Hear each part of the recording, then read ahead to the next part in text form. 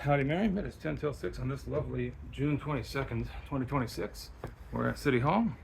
We're ready to go in for a City Council meeting.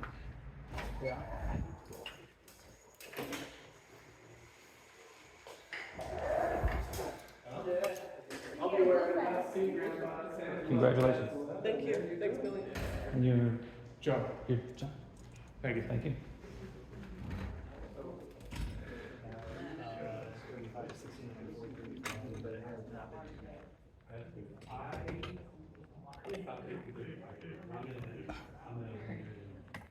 Am I in your way? Absolutely not. Okay. You are perfectly fine. Thanks for coming. This is your first one? Yeah. Awesome. Well, for Merriam. For Merriam. Oh, you're one of the contractors, I guess. I'm a lawyer. Ah, sort of. I won't hold that against you. Go ahead.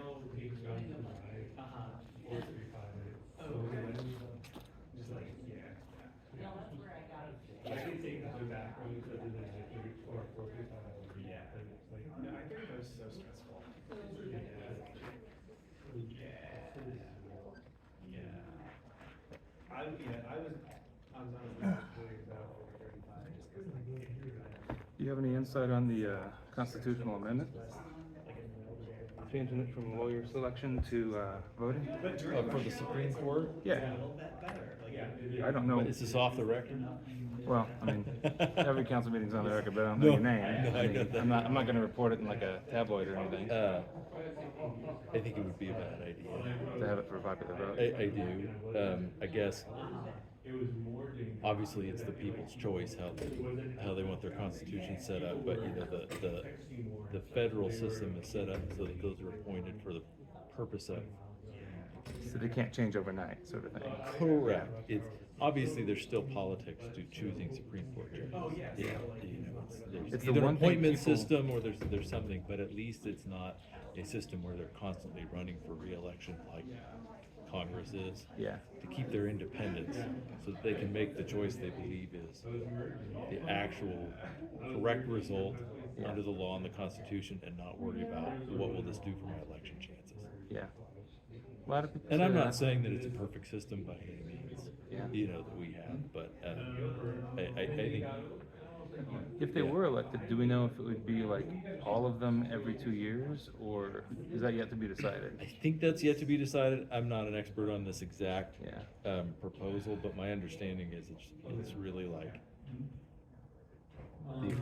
the constitutional amendment is really vague, and then it leaves it up to To the legislature. the legislature to determine how exactly that works. Yeah.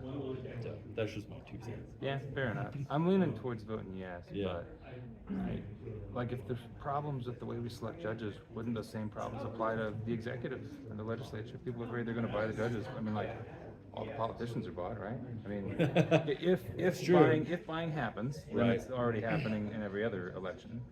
So, I don't know. I know that's the one thing people ask about more than anything else. I've been an election worker Yeah. on even numbered years. They always ask what the parties are of the judges and why they're not on the ballot. Sure. And election workers have to say, this is the decision of the legislature, we cannot comment. It's not You've got to talk to partisan, your yeah. representative if you don't like the way it is. But that's the only time I ever had like a heated voter interaction. Interesting. Some guy that was really upset. And I'm like, I'm not telling you you're wrong, man. I'm just saying, this is what the law currently says. We're gonna go by the law. I know, I was interested.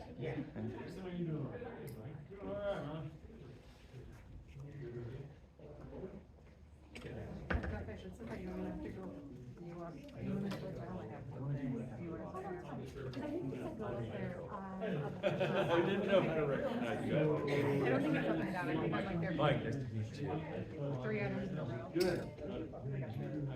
I think. Yes, I printed it off. I went to pay for it. I usually just look on my phone.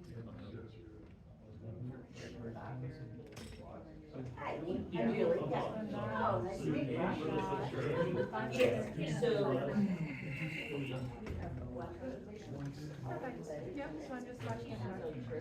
As soon as I heard him talk, I was like,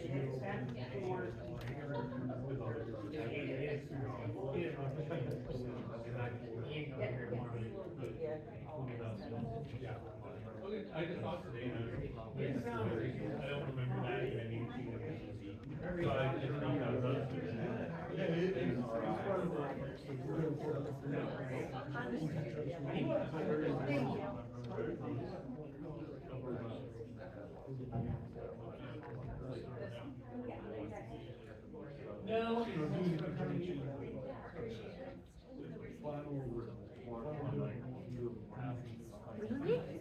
Well, I just started getting close to fit now. Like even though those like little days when everybody's comfy. Well, it's comfy. Yeah. I know, it's like you do feel that.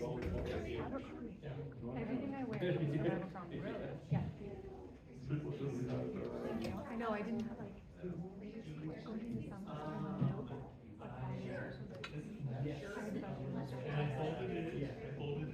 So when I turned into the college now. We were bigger second. So I think it's right. At least a few months. I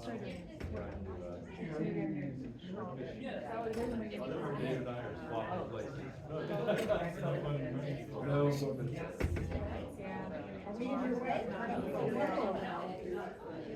Are you doing the step challenge?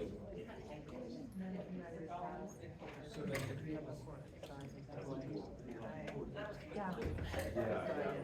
Me, HR, and IT did one, Trish Garza, she's on screen on the hours right now. Cause I like able to know that Andy gets like 15,000. Yeah, cause he's always on there. I think we are. She's at like classes for the whole day. So I told her, I was like, I kept thinking, I said, we're gonna take us to the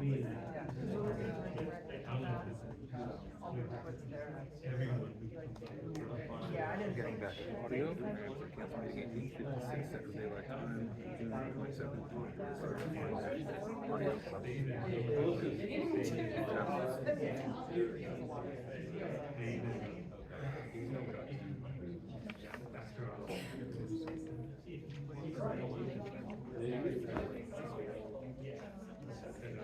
June 27th.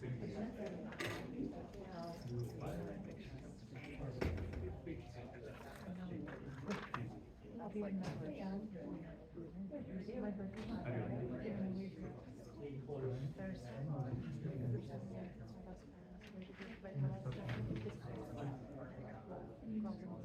So there's a, I say girl, but there's also a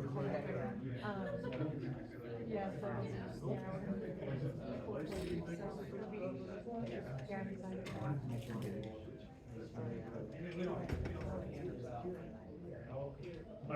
is cool, but.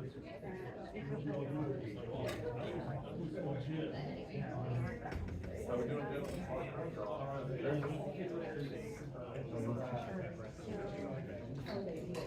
Andrew, nice to meet you, Andrew. Thanks for being here.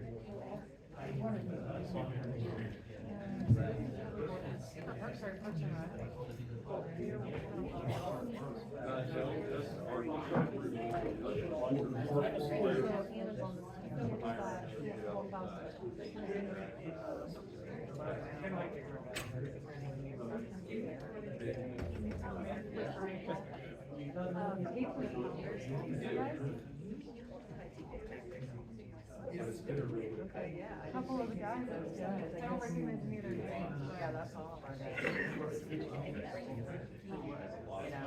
Well, yeah, they're not gonna go walk, no. Well, then, where are they? They're in the second place.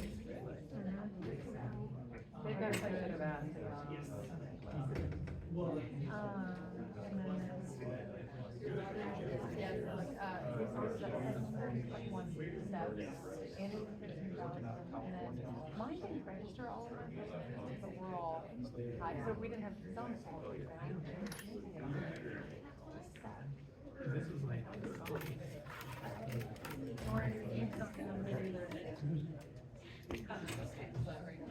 you all need to go walk.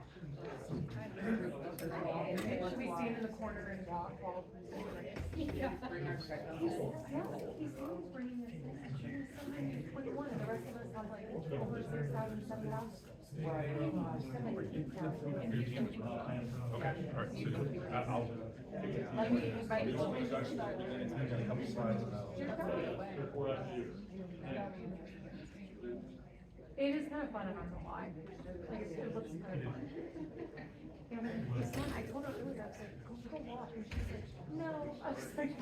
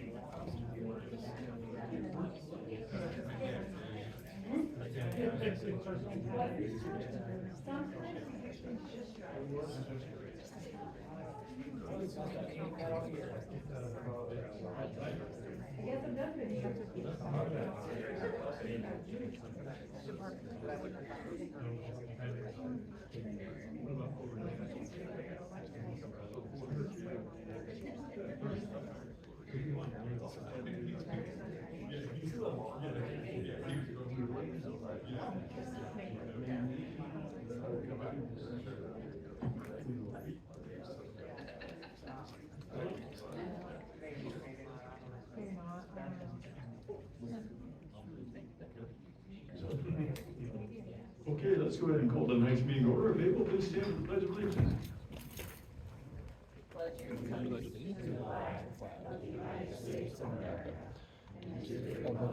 Which stands one nation under God, indivisible, with liberty and justice for all. Madam Clerk. Mayor Pate, Here. Councilmember Shavetta. Here. Councilmember Cosmeyer. Here. Councilmember Hams. Here. Councilmember Caldwell. Here. Councilmember Leahy. Here. Councilmember Ryder. Here. Councilmember Silvers. Here. Councilmember Yodrich. Here. Thank you, Madam Clerk. Okay, next item up is public items. Members of the public are encouraged to use this time to make comments about matters directly related to the city's programs and services. Comments related to a matter or topic on the city council agenda that is subject to a public hearing should be provided during the scheduled public hearing and not during the public comment period. Please note individuals making public comments will be limited to 3 minutes. City reserves the right to refuse public comments which are inconsistent with the parameters established within the governing body and rules and procedures. I do have a sign-up sheet that does have a couple people on it, and I'll call those individuals for when this is subject. I have 2 sheets. Well, I guess over the way. I don't know what we're to. The first individual up this evening would be Judy Snyder. Judy. I was signed on the wrong sheet. Oh, did you? Okay. Are you? You want to come up during public comments for the I was not. later? Okay. No, I was Gotcha. just No, signing. not a problem. How about Lynn? Commander? Well, yeah, I thought we assigned that we were attending. Just the blue sheet. Okay. Just the blue sheet. Just the blue sheet. Okay, gotcha. So this was the, this was just a sign-in sheet to say you were here. Well, Yes. no problem. Is there anybody that would like to come up and speak in public comments? Come forward, sir. Name and address for the record. Billy Crone, 6633 West Street. So last week, city staff or city government employees or contractors illegally placed at least 9 signs throughout our city promoting a city event that's coming up. It's good to get more visibility into that event, have more people attend, that's great. But these signs were placed in places that would block the right-of-way, that would block the view of people pulling out of driveways and cause a safety hazard in our city. I'm glad that they've been moved, but I want to know who ordered them to be placed, where they were, and when, and how much was spent on those signs. I have asked that, haven't gotten an answer back. Secondly, I noticed on our agenda today, there is an intent to exceed last year's budget, and that just blows my mind, Bob, because on the 8th, you told me straight to my face that you never raised taxes, we're not raising taxes, but here we are exceeding the previous year's budget. You're calling it by a different name, but that's what you're doing. So if your intent is not to raise taxes, then don't, how do you phrase it? Don't approve your intent to exceed the revenue neutral rate. Thank you. Okay, is there anyone else who'd like to come up this evening and speak? Please come forward this time. See no one coming forward. All right, we'll close out the public forum section. And the next item up this evening is consent agenda. All items listed under this heading are considered to be routine by the city council, may be enacted by one motion. There will be no separate discussion of these items unless the council member so requests, in which case that item will be removed from the consent agenda and considered separately. We do have numerous items on consent this evening. Is there anyone that would like to have one item removed? Nothing that way? Nothing that way. Okay. So if there's nothing removed, I would entertain a motion. Go ahead, Mr. Silvers. Mr. Mayor, I'd like to move that the council approve consent agenda items 1 through 6. Okay, we have a motion, we have a second, Ms. Sharp. Mr. Mayor, second. Madam Clerk, we have a motion, second. Councilmember Shavetta. Aye. Aye. Councilmember Cosner. Aye. Councilmember Hans. Aye. Councilmember Caldwell. Aye. Councilmember Leahy. Aye. Councilmember Ryder. Aye. Councilmember Silvers. Aye. Councilmember Yodridge. Aye. Motion passes 8-0. Okay, thank you, Madam Clerk. Next item up this evening is the mayor's report. And the first item on the mayor's report is a proclamation. You guys know that I love proclamations. This one's kind of special because it involves 250 years that we've been a country. So let me just read this real quick. Whereas in the year 1776, the Continental Congress adopted a Declaration of Independence asserting the right of the 13 American colonies to self-governance and freedom from British rule. And whereas the bold dedication laid the foundation for a new nation built on the principles of liberty, democracy, and justice. And whereas over the past 250 years, the United States of America has grown from a fledgling republic to a global superpower, continually striving to uphold these foundational ideals. And whereas in the year 2026, the United States will commemorate its 250th anniversary, also known as the semi-quincentennial. And whereas this occasion offers a unique opportunity to reflect on the nation's journey, celebrate its achievements, and envision its future. And whereas, as we commemorate this significant milestone, Americans should work together in addressing the challenges of the 21st century and building a more equitable and prosperous society. And whereas nationwide celebrations and events will be organized to engage and inspire citizens from all walks of life, these activities will include historical reenactments and exhibits, parades, and festivals, that's easy to say, public discussions and forums, and community service initiatives. And whereas, as the United States embarks on the next chapter of its history, this milestone celebration will attend a testament to the strength, resilience, and determination of its people. Now be it proclaimed that the city of Merriam, Kansas does hereby recognize and celebrate, therefore, the 250th anniversary of the nation's independence, and we acknowledge the contributions of diverse communities in shaping our nation's identity, and pledge to continue fostering an environment of mutual respect and understanding. Proclaim this 22nd day of June 2026, Bob Pave Merriam. Well, presenting this one sitting over that way, but it's presented to all of you. All right. Looks like next time up is on the Mayor's Report, it's a life-saving award. So that you're going to give us the information on that. Yeah, Chief McLaughlin couldn't be here tonight because he was not feeling well, so you guys get me. Just real quick, I'll explain the situation. We had a major event that happened back on the 5th or the 7th of May of this year. It was a very noteworthy event that involved a couple of our officers on midnight show. On May the 7th, 2026, Officer John Mall and Sergeant Christian Jasinski were sent to a serious crash that happened on northbound I-35 and Johnson Drive. Officer Mall arrived with Sergeant Jasinski and found the front end of a vehicle that was on fire and a single occupant that was unconscious in the driver's seat. Without hesitation, both Officer Mall and Sergeant Jasinski approached the vehicle as the fire began to grow and successfully removed the driver from the vehicle through the driver's window and dragged him to safety. their immediate response to the scene and extremely brave actions undoubtedly saved the driver's life. We've got a video of this that I want to show you guys. It's a body cam video from Officer Mall's body camera that shows when both officers arrived at the scene. This is about 1 o'clock in the morning when this happened, so it was pretty dark out. But if you want to go ahead and play the video, you guys can see it and talk a little bit more afterwards.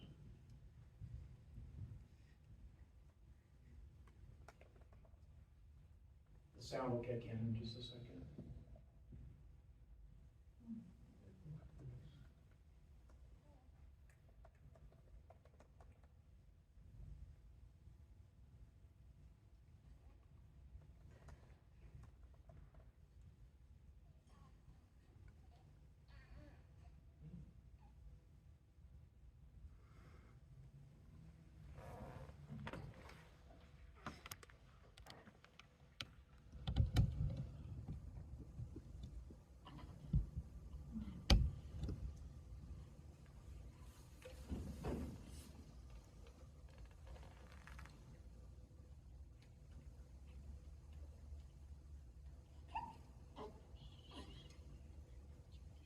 So thankfully the guy wasn't seriously injured, but I watched the video after that, and if you go, and just within probably 2 to 3 minutes after they pulled him out of the burning vehicle, the whole entire front half of the vehicle was just engulfed in flames.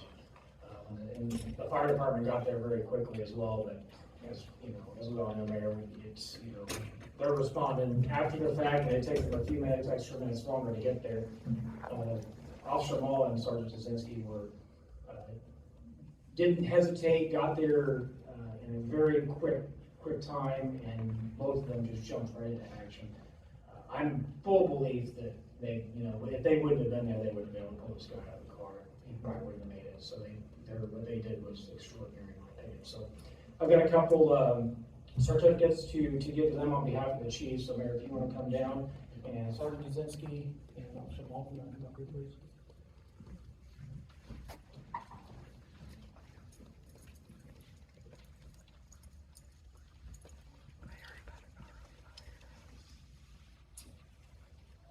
And this here is a life-saving award to Sergeant Kaczynski and Officer Mall.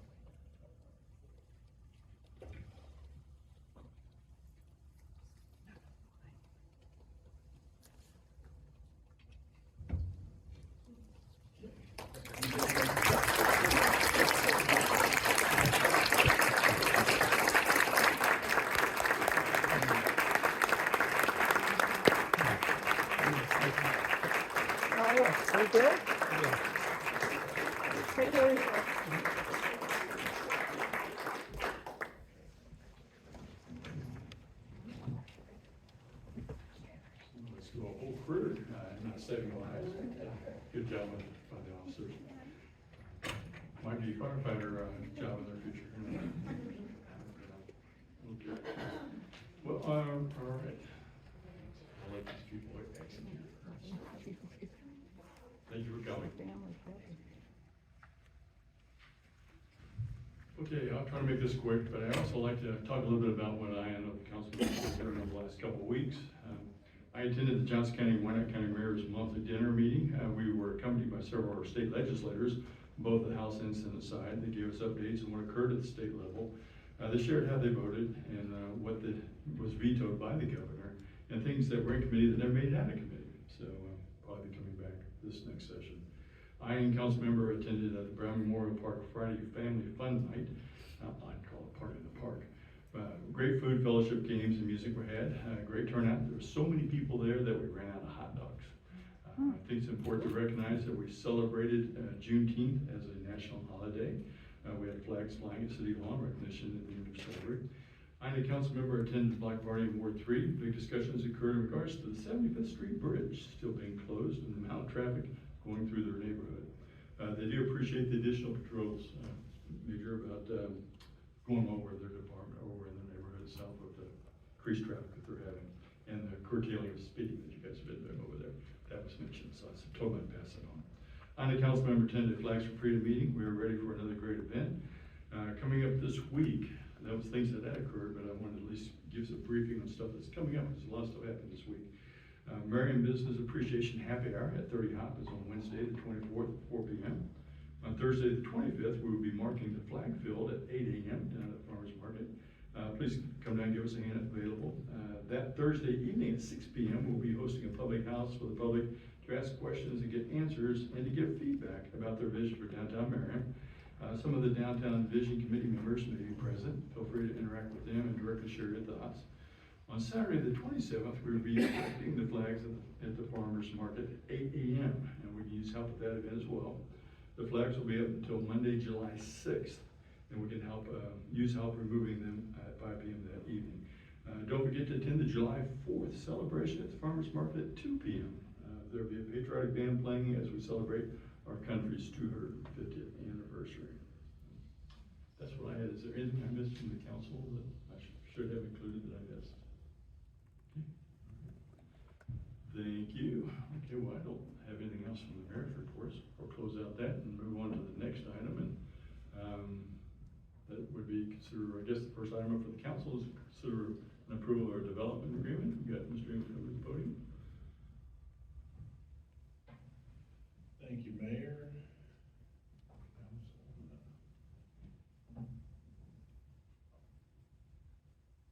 One tab over. It's up there, all right. Sorry, we just updated the AV in here, so things look a little bit different.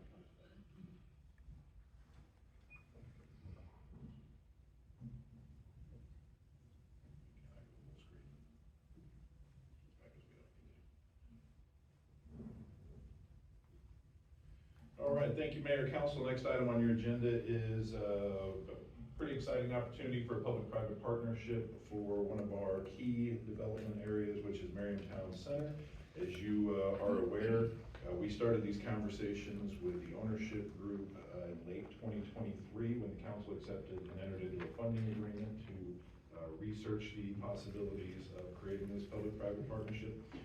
After many negotiations, discussions, and continued progress at that center, we believe that we found a agreement that strikes the right tone between what would be considered a win for our community, what would be considered a win for the owners of the center, and we are here to present to you this evening. Despite what the agenda says, I'm going to share with you kind of the rundown of how these several agenda items will occur tonight. Well, they are presented on the agenda and in the agenda packet as individual items with individual motions for each of those. We're actually going to just roll through all of those and all of the presentations all at once, conduct the public hearing, and then roll the votes. So again, first thing that we're going to do is I'm going to share a little bit of information in terms of at least purpose, why we have this question. Will we discuss the merits of the CID as part of the presentation before or after the public hearing? There'll be an opportunity before the public. We can answer any questions anytime you have them. Feel free to raise your hand, ask questions, however the mayor would like to conduct the meeting. But yeah, we can. There's space in here for before the public hearing and let me run through here and I'll show you. Okay. So the purpose, we'll discuss the why, what we think the purpose is of entering into a public-private partnership with the developer or the owner, presentation of the project by the developer, presentation of the documents. If this public-private partnership is going to move forward, there's a series of documents that the council would need to consider, so we'll address each one of those. There'll be council questions before the public hearing. However, those questions can be taken however you like, or however is most appropriate to the governing body. We will then conduct a public hearing where the public will get the opportunity to share their comments about the project. Then we'll have some wrap-up questions from the council, and then we'll just roll the votes. Did that answer your question? Yes, thank you. Quick, just some introductions that I want to do. I want to introduce Bob Johnson, Michael Johnson, Eric Gonscher, and Andrew Kovar, their attorney. I want to acknowledge David Waters, who unfortunately couldn't be here. He's at the Boy Scout camp. I also want to acknowledge Jacob Lowry with Kutek Rock, our bond counsel, Jeff White, who couldn't be here because he is actually on the West Coast working out of a different office, city attorney, and then Brian Dyer, community development director, who again wouldn't be able to do any of these things if it wasn't for him continually, his diligence in making sure that we dot I's and cross T's. So I do want to acknowledge him, especially at the staff level. We don't have any questions about the agenda for the evening. I thought we'd just jump into the purpose, kind of the why, like why would we do this? What are the points of getting into this? And I think the first thing is to mention the Comp Plan 2040. That is our land use plan. That is our 2040 comprehensive plan. During that process that was approved by the council with feedback from the public, Merriam Town Center was identified as a key node, a key area of the city. If you'll recall, there were several concepts that were adopted as part of the 2040 plan, each of them a different intensity of use, meaning how far they depart from what the center looks like today to what perhaps we would like it to look like in 2040. This is concept 3. The reason I shared concept 3 is if you read that at the bottom, concept 3 is the preferred option. However, I'm going to read this. This is a long-term vision and is recommended to develop incrementally as funding and development partnerships form. So clearly based on our comprehensive plan that's been adopted by the council with input from our public, this is where 2040 wants us to go in this direction. Does it mean it's going to look like this? Not necessarily, but this is the general direction the land use plan wants us to go. But I think it's important that we acknowledge that this is not city-owned property, and it will require partnerships, as it says, development partnerships. That's what we're here tonight to discuss. Development partnership that gets us closer to the density of use, intensity of use of the 2040 plan. Next, another thing that we use, we've seen this before, we like to put this up because this is like a checklist of all the cool stuff that we do. This is from our resident survey of May of 2024. We asked the question about downtown, public art, yard waste burning, citywide recycling. There at the bottom, Merriam should try to bring a grocery store to town, even if it requires giving the store a multi-million-dollar public incentive package. 58% strongly agreed with that statement, and when asked to prioritize, 52% said it was the highest or the second highest priority that we should be incentivizing a grocery store. So again, we have some feedback from land use planning, we have some feedback from our residents, and then something a little bit closer in terms of decisions that have been made in February 26th of this year. City Council goals and objectives were approved. We have 4 broad goals. City Council goal number 4 is maintain economic vitality. We have several priorities in there. Priority 1, provide support to existing businesses. Merriam Town Center, the ownership of Merriam Town Center, those are all existing businesses. Priority number 2, expand the commercial tax base. Under priority 2, we have, actually under all priorities, we have several measures to help accomplish those priorities.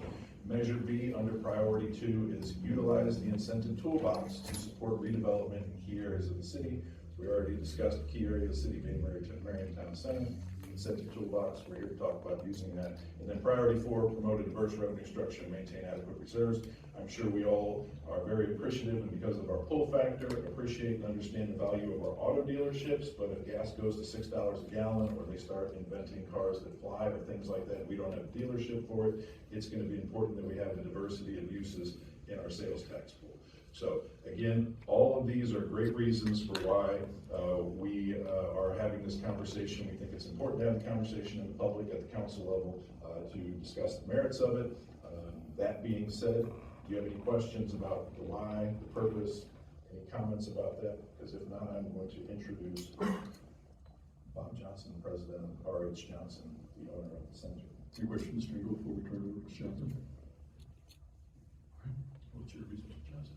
All right. Mr. Johnson, arrow is to we'll take you through your presentation. Thank you, Chris. Mr. Mayor, members of the City Council, pleasure to be with you all tonight.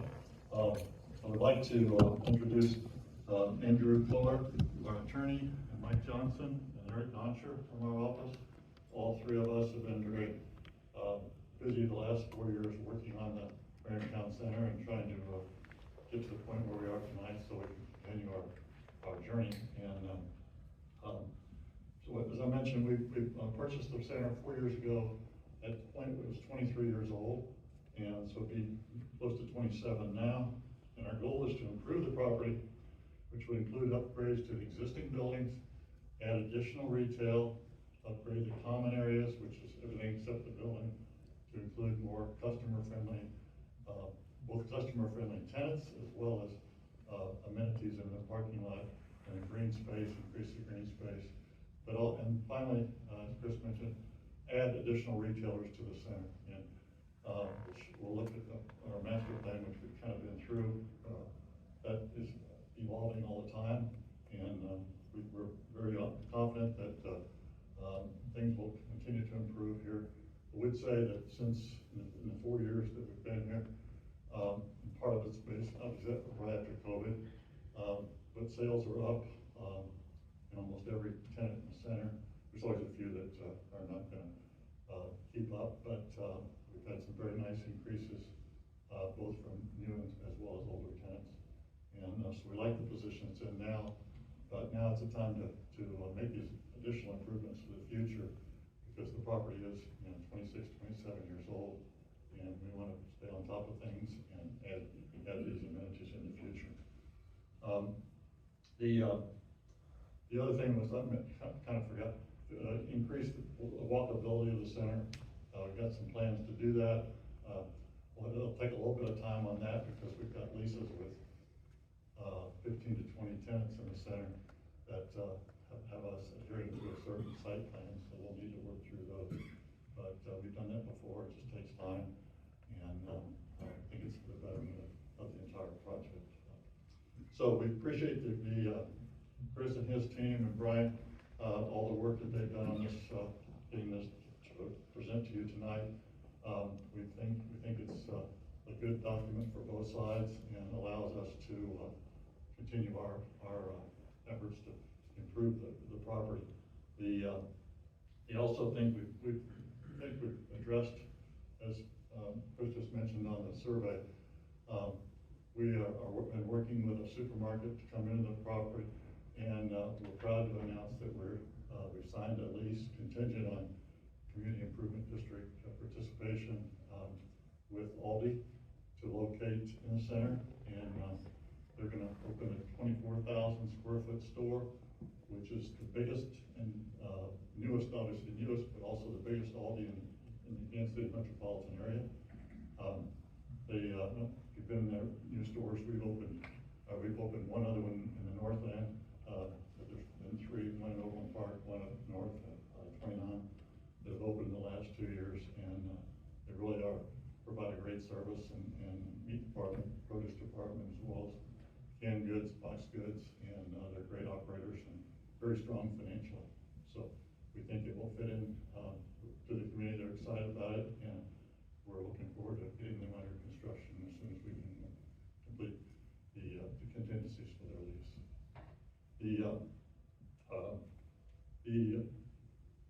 Those are my points, and if you have any questions about anything with the center, we would be glad to answer them and take notes. If there's things we can improve on, we want to do that. I would say we get excellent community involvement and both criticisms and congratulations on things that we've been doing. We're continuing our year of improvements to parts of the parking lot, and this year we just completed the parking lot work there. Landscaping is in good shape. We're pleased with the contractor we have. We can always do better. And overall, the merchants in the center, owners of the businesses, have been very successful, and we appreciate the lease. It's been very, very good. We've also donated a section of the parking lot for the World Cup parking. So that sounds like that's been probably, I think they've been closed the last couple of days, but we're looking forward to that, and as well as the 4th of July celebration. Thank you. Mr. Johnson, does everybody have any questions? Mr. Johnson, go ahead, Mr. Silvers. Actually, I don't have a question, I just have a couple statements. First of all, I'm really excited to hear about this Aldi. I think this gives our residents an even greater selection of grocery options in our community, and I think that can only benefit them. I've also been watching over the past couple of years, you and your company doing mill and overlay on your parking lot, which has been really nice to see that maintenance and repair. And finally, I do walk your length of your parking lot all the time when I go from my house to the community center. And so I'm very much looking forward to the walkability aspect of your development plan, and I'm glad to see that it's gonna be slated for early on in the development. Appreciate it, thank you. Redevelopment, I should say. Well, I do have a few slides, let me, Those are the questions for now. let me just, these are about 4 or 5 here. Is that right? Okay, there's the center, just to point out, several things we discussed.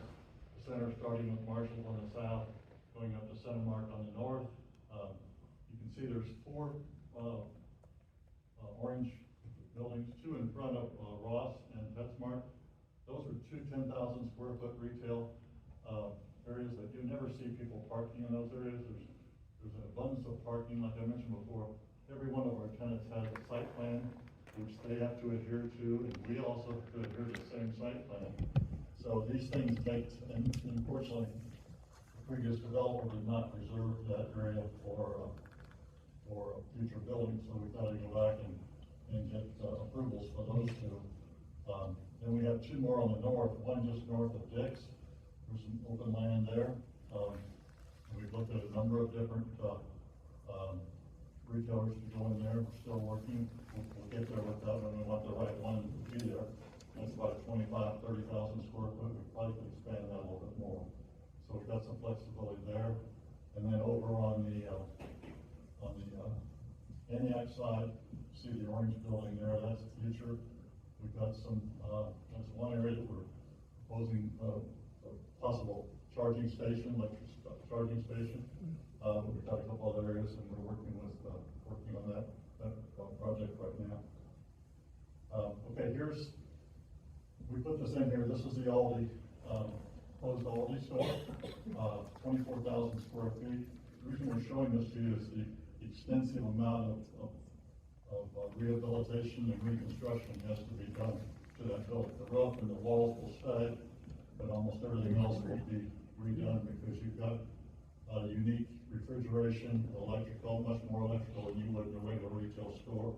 And it will, obviously, we're redoing the front and a lot of partitions on the inside, mainly in the meat and fresh area of the store. But everything like the dock on the back side will stay. The entrance on the front side obviously will stay. It'll be redone, and then should work out very well.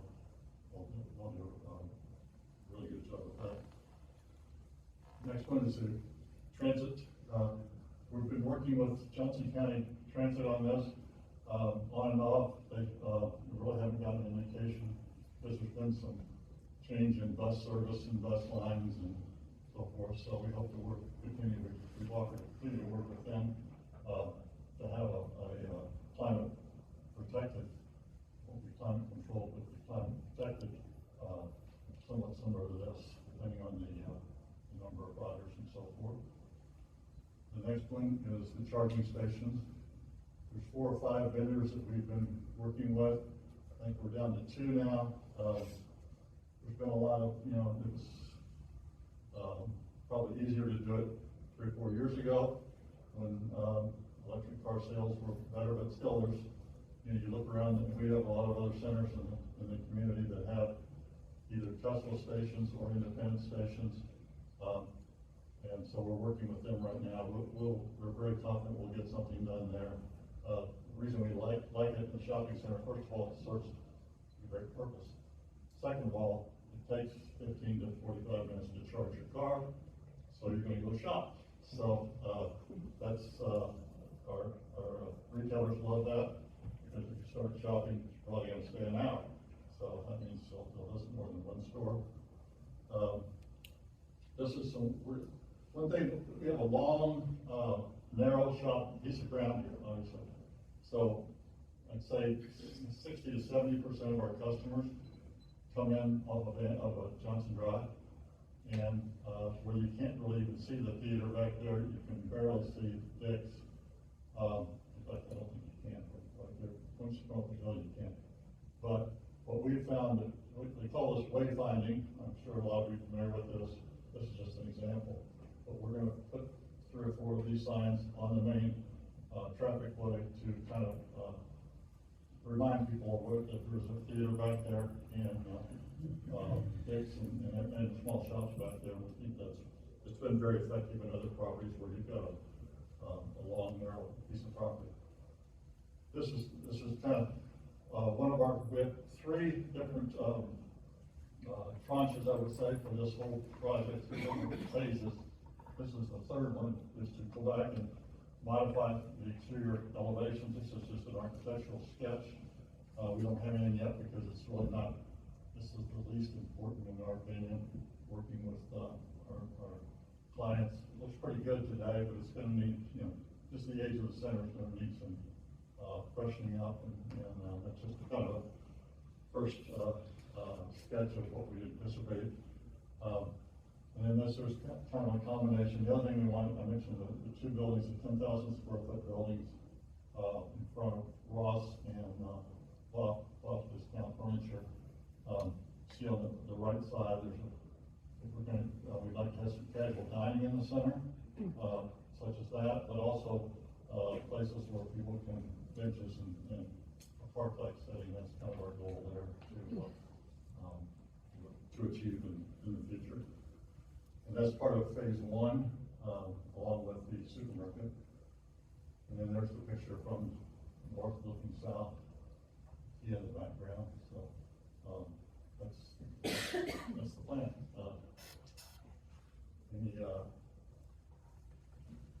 Any other discussions, questions? Any questions, Mr. Johnson? Thank you, Mr. Johnson. Mr. Engel coming back forward.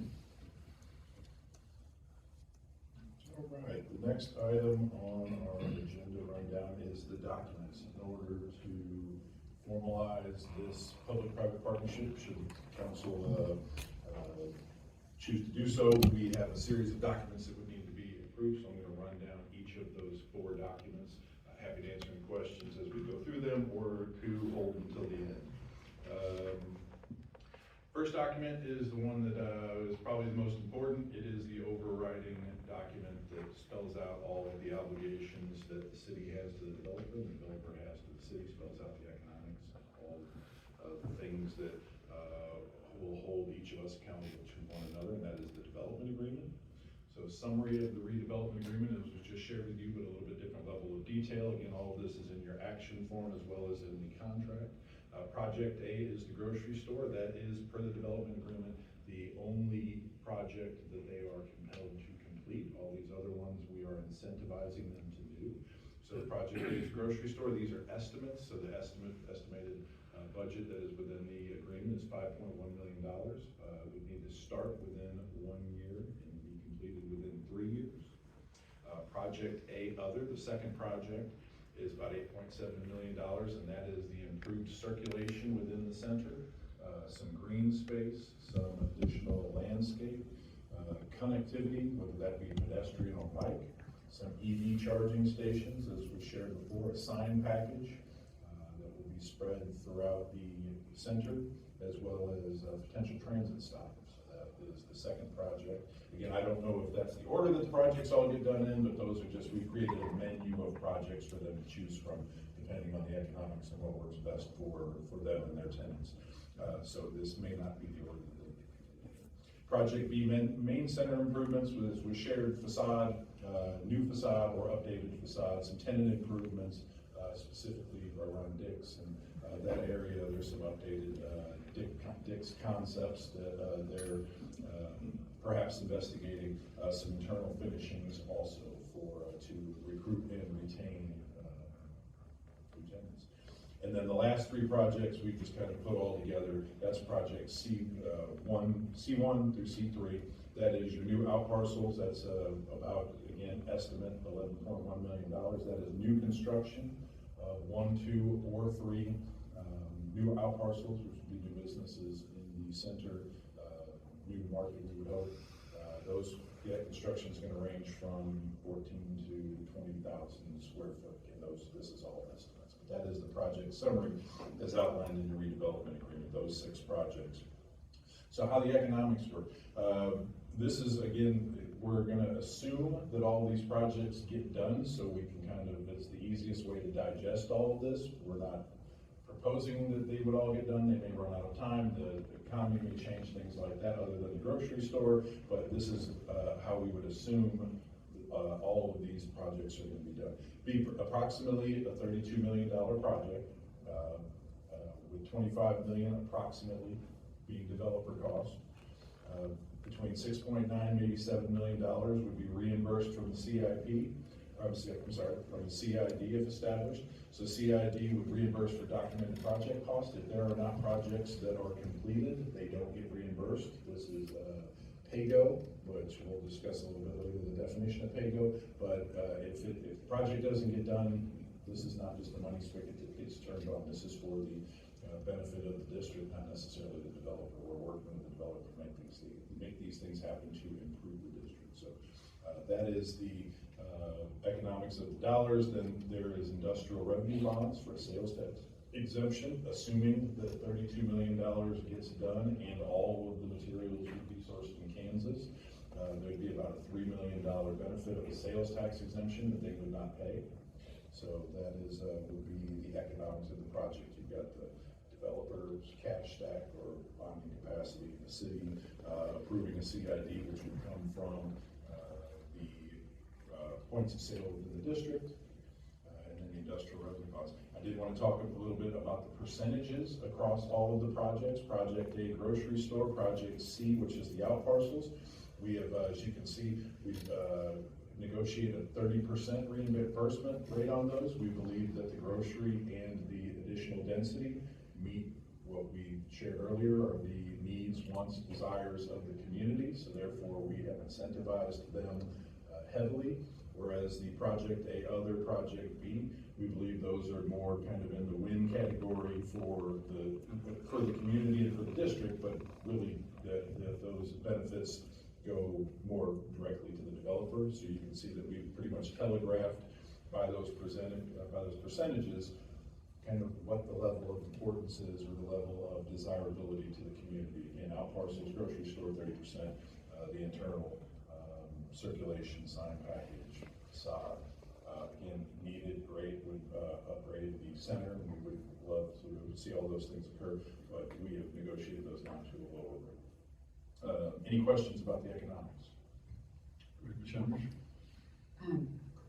The project C out parcels 1 to 3, 30% across 1 to 3. Does that percentage fluctuate if we only have one out parcel that goes up instead of 3 out parcels that go up? Each one of them would be 30%. So that is each one is 30%.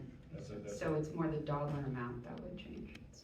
Yeah, correct. Yeah. We would reimburse 30%. If they only build out parcel 1 and out parcel 1 costs $2 million. It would be 30% of that value. Yeah, but Understood. if they built all 3 of them, that's where you would get about the $3.3 million estimate of the CID. Understood. Thank you for clarifying that. Mr. Leahy. I just wanted to point this out that I think I know the answer, but these are based on estimated costs, and we will be reviewing the receipts or some kind of auditing to make sure that we're only paying 30% of true cost, right?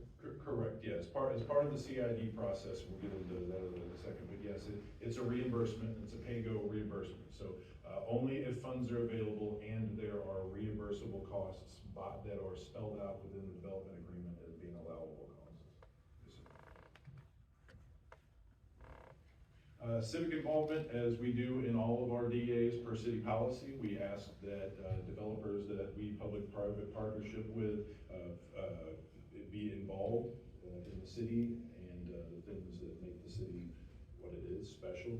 Annual membership in the chamber, annual contribution to support Flags for Freedom, annual contributions for city rec scholarships at the community center, sponsorship of at least one city festival a year, and then construction of public art. Wanted to make sure that I'm clear on exactly, we've got 2 different numbers for the public art. So the council has a 1, or at least is considering a 1% for the art project. That would be for first project would be about $5 million total for the project, the grocery, so we said $50,000, but because we want the art done early, we negotiated if it's done as part of the grocery store, because the grocery store gets a 30% discount, we would discount the $50,000 by 30%, if you're tracking with that. So if they do it with the first project, it's $35,000 for art. If they do it somewhere down the road, it's $50,000 for art. So I want to make sure I'm clear, but it does meet all of the requirements of our policy in terms of civic involvement. So we're appreciative of that.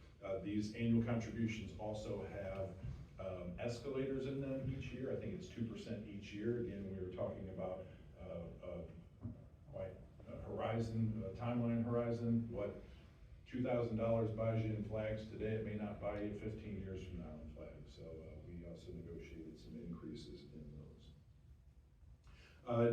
Defaults. These would be how the agreement would default. We always look at these as things that we negotiate to make sure that we can hold each other accountable.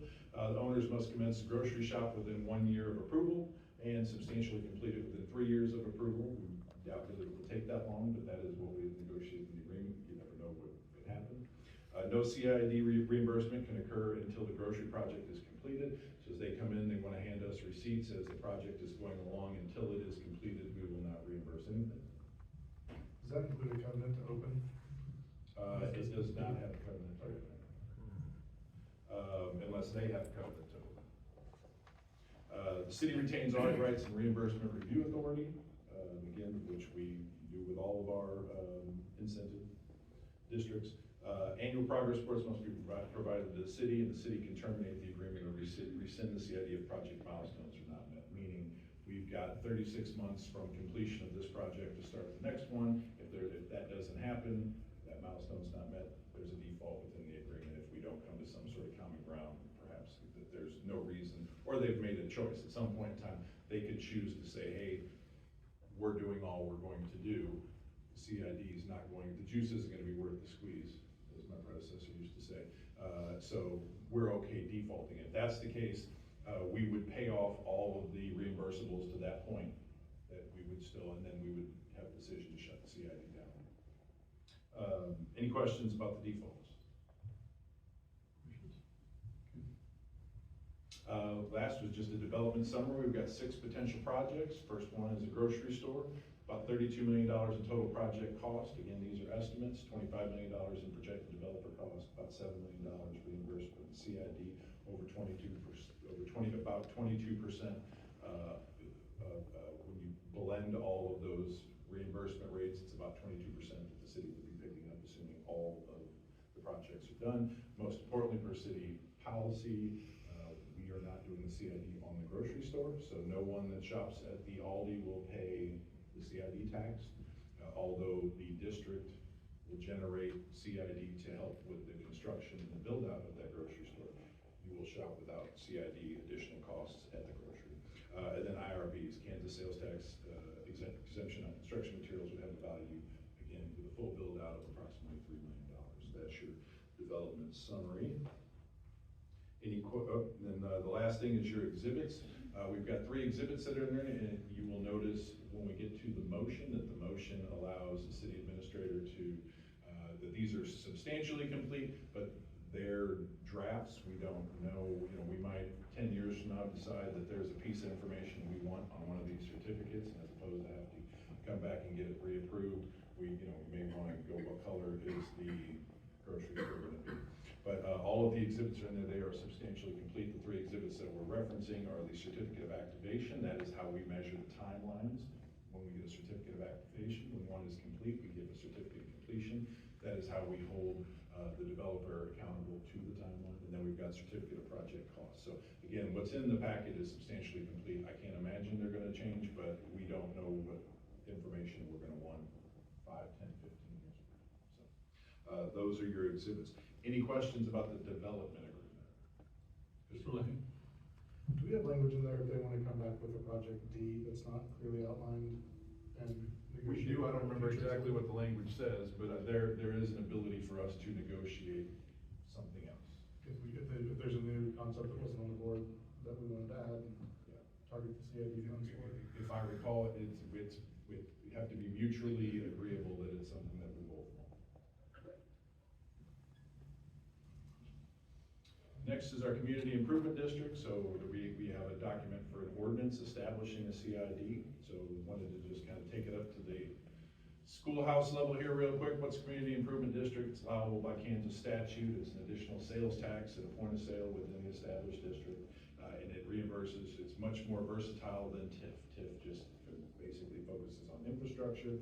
That is what we have used mostly for incentives and public-private partnership. CID is very, very versatile. It has a lot more uses that we can use to help improve whatever it is that we're trying to improve or advance in terms of incentives. CID pay as you go, we call it just PAYGO. That essentially says that unless, that only when the funding is available and it is held in a separate account, that we will see if there are reimbursables that are documented reimbursables that they were allowable per the development agreement, and only then will we reimburse the developer for those costs, and only what we have. So if they submit $3 million worth of cost and we only have $400,000, we're only giving them $400,000. Now we still owe them $2.6 million, but we only are going to give them what has been generated within that CID account. So again, that is how PAYGO works as opposed to bonds, which I'm not going to go into bonds, but that would be that the CID proceeds would be pledged towards debt. That is not what we're doing. If there's not a project, if there's not funds, there's no money that'll change hands. This is just an illustration. I think we've all seen this before. This is what a merchant in the CID, this is effectively where the money goes. That top box is your regular 9.475%. That is charged at a point of sale, 6.5% going to the state, 1.475 going to the county, 1.5 going to the city. That will all still happen like it normally does. It will flow to all of those bodies as it normally does and will be used in however those bodies choose to use it. However, the CID by statute can go up to 2%. We're contemplating a 1%, but up to 2% would be an additional CID tax that would go into that special account that we would then reimburse the developer for eligible costs. So specifics of a Merriam Town Center CID is contemplated as it's PAYGO CID. It's 1%. That would be 50 cents on a $50 receipt, not on the grocery store, most importantly. Collections, if approved tonight, would begin on October 1st of 2026, and it would be up to 22 years. That's the statutory maximum. If there's a default, or if a decision is made that we're done with projects, or they're done with projects, it can be shut down before then. Per city policy, all CIDs are noticed at the point of sale in businesses within the CID. And the CID proceeds would reimburse the owners at a variable percentage. That's going to be somewhere between 10 and 30%. We'll monitor all those things internally. If all of this is approved, we are recommending that we set up a fund so we'll be able to source all of that in there, audit all of that, and track all of that within that CID account. Any questions? I think that's the last slide. Oh, and we've got the map. So the map is interesting. This is all the properties that are owned by R.H. Johnson. So what this is this is Merriam Town Center that excludes the Home Depot. So the Home Depot is not in there. It also does not have the IHOP or the Chili's down on the southeast corner. Neither of those are owned by R.H. Johnson. It excludes 5830 Antioch, which is the Office Max that is getting ready to go out of business. And it jumps down south of Johnson Drive and includes the McDonald's, the Taco Bell, and the Jimmy John's little strip mall that's it's right behind Quick Trip. That is the boundaries of the CID as contemplated this evening. We assume this will also include the 3 out parcel buildings if and when they're built. Anything that comes in there, any changes. anything that comes in there that's in those boundaries would be included. Any questions about that? Okay, the next document is a a resolution of intent to issue IRBs. I'm calling it a master ROI. There's 2 types of IRBs. There's the sales tax exemption, which is no sales tax on construction materials. The second one is a property tax abatement. We are not talking about a property tax abatement. We are talking about a sales tax exemption, which is effectively the city assigns, or I guess lends our sales tax exemption to the developer to purchase their construction materials for their development. IRB cost, there are many costs in the IRB process. All of those are paid by the developer. You can see the variety of them, including bond counsel fees, origination fees, and our annual administrative fee, all comes out of their cost. Security for payment, there's no guarantee from the city for any payment of the bonds. When we get to this point, again, we're not approving them tonight, this is just a resolution of intent. This is from statute. Bonds shall not be in any respect be a general obligation of such city or county, nor shall they be payable in any manner of taxation. So we have very, very limited risk, if any at all, in having to pay back IRBs. Again, IRBs are, we've done several of those in the last couple of years. So for specifics, Merriam Town Center IRBs, these are going to be taxable bonds that are made in one or more series. And I'll explain that in a second, why it's one or more. Provide sales tax exemption on construction materials. The aggregate amount of all of those developments is a not to exceed amount of $32 million. Again, that assumes that all of those projects are completed. This is what we're calling a master resolution of intent. What that means is that the individual projects have to come back and get a supplemental resolution. So each individual project that's going to access IRBs or would like to request IRBs needs to come back. So this is simply council's telegraphing that we will consider IRBs when the time comes for IRBs. But it is a master resolution. Just to head off anybody who might be easily confused, the 32 million is the construction costs, and the 1% will be, or the IRB will be the sales tax portion of 32 million. Correct. We're not giving 32 million, as some people might claim. We're not giving anything. We are allowing them to not pay sales tax at the point of sales. That saves them money. So we don't generate that money. That money does not exist yet. But it would only be 3 million of 32. Correct. Any questions about the IRBs? The last motion, or last item to consider would be the creation of a CID fund for budgeting purposes, a resolution establishing a CID fund. Effectively, we just approved one of these about a year ago for our CID up at Marketplace. It just basically gives us a transparent and auditable place for all of these revenues to come in, all of these expenditures to outflow, and is just a management best practice for budgeting. There's not much more to say other than that. Any questions about the CID fund? Okay, well, we are to the point of question or discussion before we go into the public hearing. I'm happy to answer any questions. Again, we've got Jacob Lowry, Kutek Rock, we've got the developers and their attorney here. If there are questions, hopefully someone can answer. Any questions from the council for any of those individuals? Because this can last up to 22 years, how could we get out of it if we wanted to get out of it?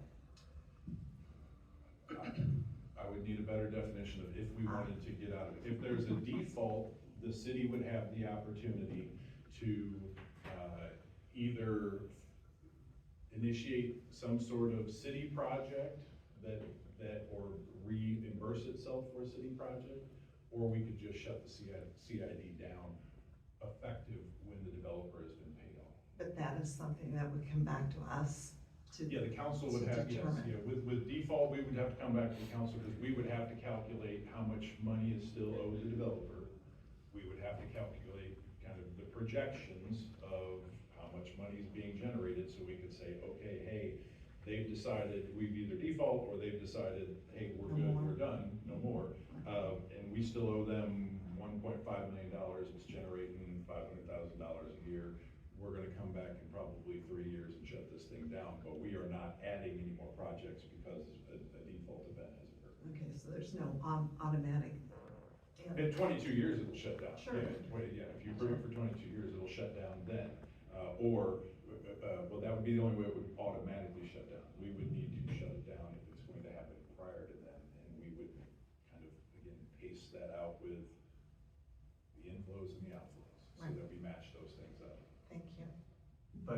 once the projects that have been part of it are complete and paid for, we wouldn't be reimbursing any more funds. Correct, So, yes. If we didn't shut it down, it would just have money accumulating with no place to go. That is exactly why we want to try to land those two things together. Like I talk about spinning plates, we would want those plates to be crashing at the same time, because we do not want to accrue a balance in there that is not obligated. Go ahead, Mr. Bailey. Sorry. So if we, as part of the CID reimbursement, is there any obligation for this grocery store to stay open a certain amount of time outside of the standard lease agreement? They could always get out of the lease agreement. Not that we have any strings attached to. Okay, thank you. I don't necessarily have a question, but I just think this is a really great get. And I think it, you know, for a city that's been wanting a grocery store for a long time, we've got two really great options that I think is going to serve, I think both together are going to serve every single member of our community. Yeah, I agree. At the staff level, we've talked about that a lot. We feel like these are complementary uses. We feel like you've got kind of a regional destination specialty store, and then you've got a good old neighborhood grocery store. Okay, Mr. Silvers, go ahead. Just for clarification, because I think there was confusion when the announcement of Trader Joe's came to us, who brought Trader Joe's to our city, and that was the developer.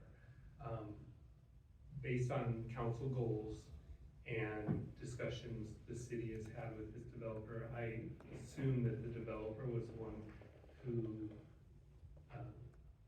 initiated talks with all the developed a relationship with all the, and they're the ones that came to us and said they wanted to bring a grocery store.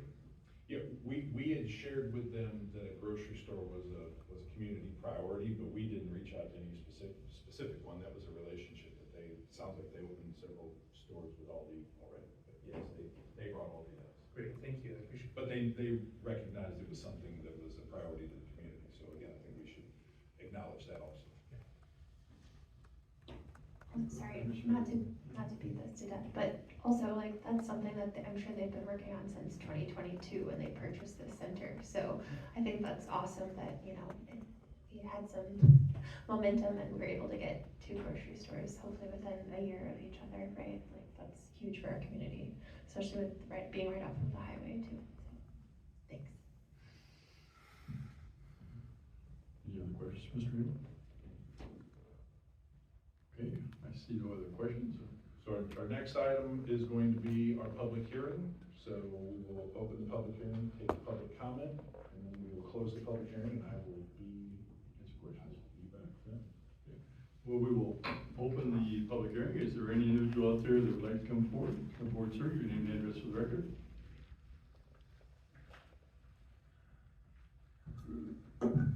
Me again.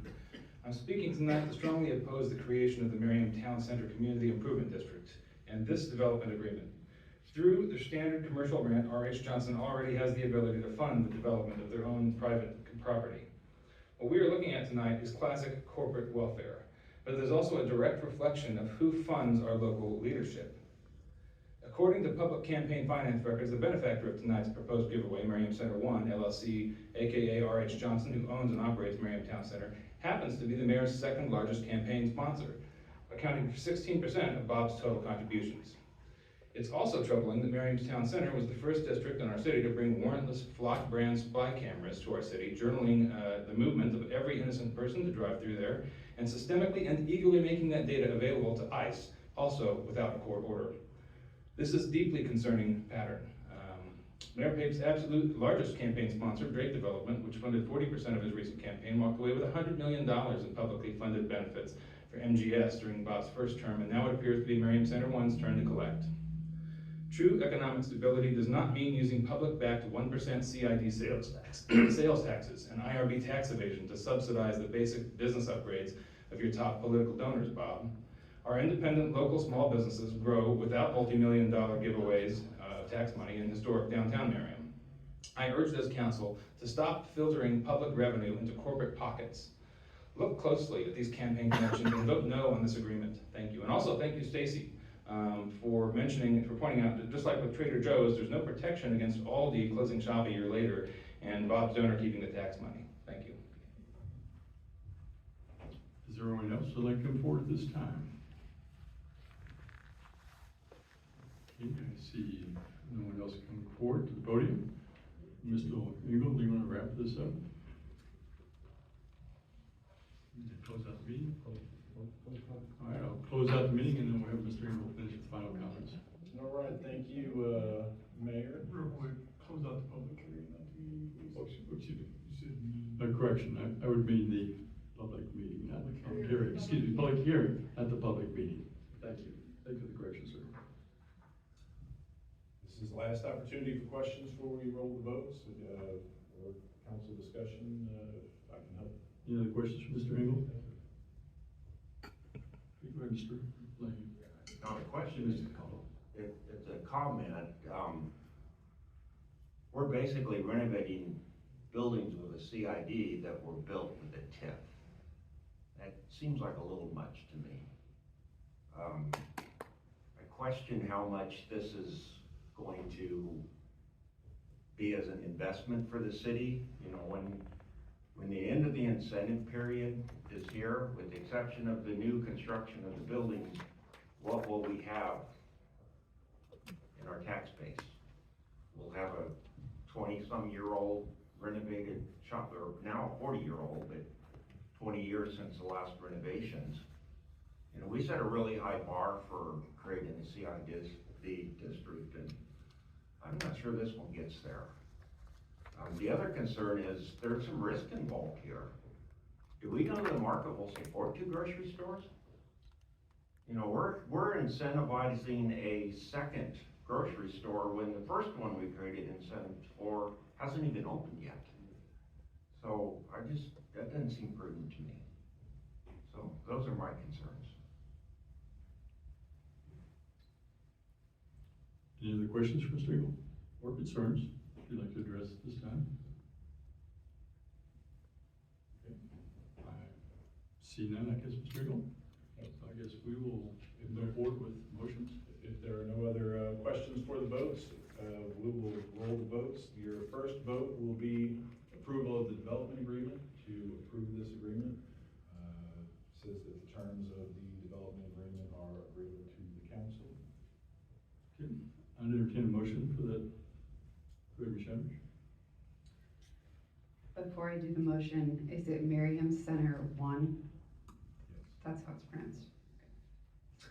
Mr. Merriam, move that the council approve a development agreement between the City of Merriam and Merriam Center 1 LLC, which grants certain incentives relating to the Merriam Town Center development, including the approval of all exhibits attached to the development agreement, which are either final or substantially final form, and for those in substantially final form, approve finalization of such documents by the city administrator on behalf of the city council. Do we have a motion? Do we have a second? I'd like to second that. Madam Clerk, we have a motion and a second. Councilmember Cosmeyer. Aye. Councilmember Hands. Aye. Councilmember Caldwell. No. Councilmember Leahy. Aye. Councilmember Ryder. Aye. Councilmember Silvers. Aye. Councilmember Yodridge. Aye. Councilmember Shavetta. Aye. Motion passes 7-1. Thank you, Madam Clerk. Second vote will be on the Community Improvement District. This is approving an ordinance adopting the Community Improvement District.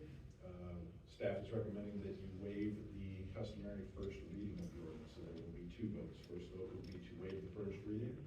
Again, normally we have a customary first reading to inform the public that we're going to be considering an ordinance. We have a public hearing tonight, so it kind of defeats the purpose of doing first reading on the when we have a public hearing. So happy to answer any questions about that. Otherwise, Any questions, Mr. Engel, before I ask for the vote? Go ahead, Mr. Clisby. I know in the past when we've waived the first readings of similar ordinances, it's because we've had, timeline concerns. Are there timeline concerns that would put the project at risk if we waited an extra meeting?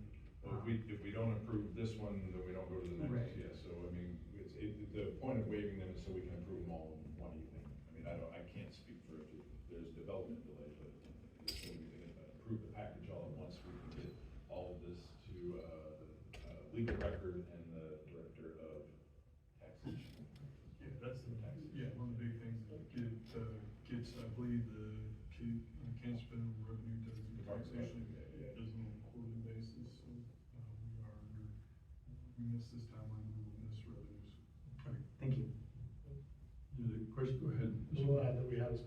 council session to notice this public hearing for tonight. So I think this has been on people's radar for a while. Yeah. Should. Bringing that up. Any other questions? Okay, I would call for a vote for the waiving. Oh, excuse me, motion. Yes, I call for a motion. Forced to vote on, but go ahead. Mr. Mayor, I move that the council waive the customary first reading of an ordinance establishing the Merriam Town Center CID. Okay, we have a motion. Do we have a second? Go ahead, Ms. Shedd. Mr. Mayor, second. Madam Clerk, we have a motion. Second. Councilmember Hans. Aye. Councilmember Caldwell. Aye. Councilmember Leahy. Aye. Councilmember Ryder. Aye. Councilmember Silvers. Aye. Councilmember Yodridge. Aye. Councilmember Shavetta. Aye. Councilmember Cosmeyer. Aye. Motion passes 8-0. Thank you, Madam Clerk. Let's move on to the next item. Make a motion. Oh. Go ahead, Ben. Do you have anything to say before we move on? No, I'm sorry, I thought you wanted to move to the next, yeah. No, okay. All right, go ahead, Ms. Shedd. All right, Mr. Mayor, I move that the council approve an ordinance establishing the Merriam Town Center CID and set forth the boundaries thereof, authorize a community improvement district project related thereto, approve the estimated cost of such community improvement district project, and approve the method of financing the same, all in accordance with Kansas statutes. Okay, we have a motion. Do we have a second? Go ahead, Ms. Shedd. Mr. Mayor, second. Madam Clerk, we have a motion. Second. Councilmember Caldwell. No.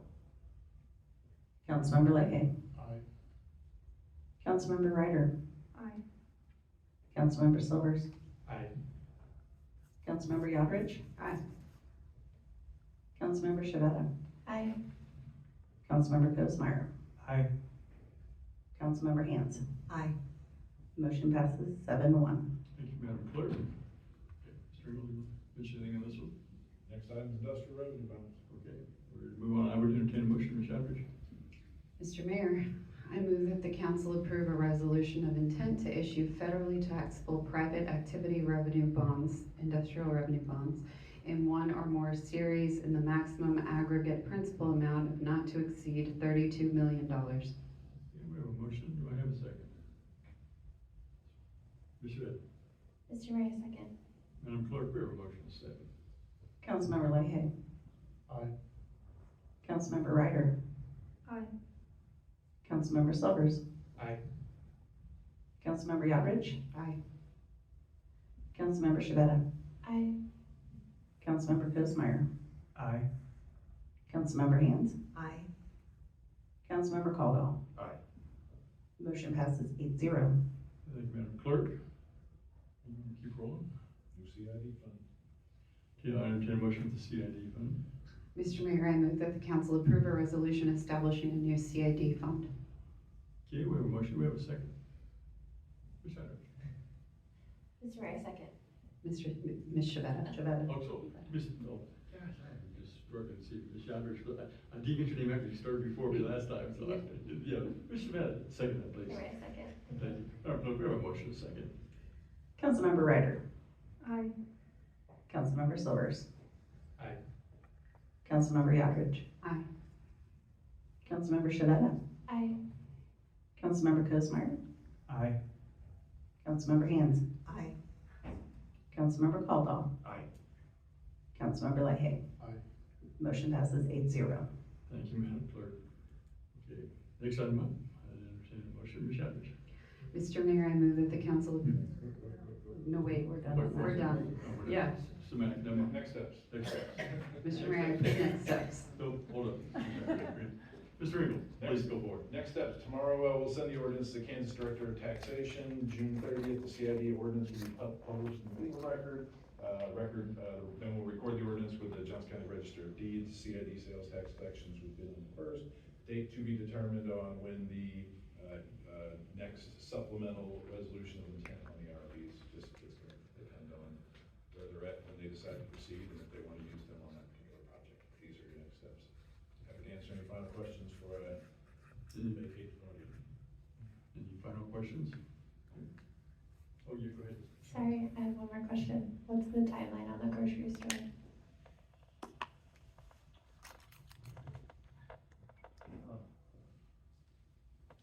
grocery store, Ryan, is in for permits and has it picked it up yet, or is it not through the process? We review the permit, they, still need to identify their contractors for it, so. I think it's our understanding they're out for, either out or getting ready to go out for bid, so it should be fairly quickly. Great, thank you. And in-house, but they're pretty diligent getting things done. Quite a couple of folks in, things again, so. Yeah, we say the construction timeline, I'm assuming is fairly minimal, but.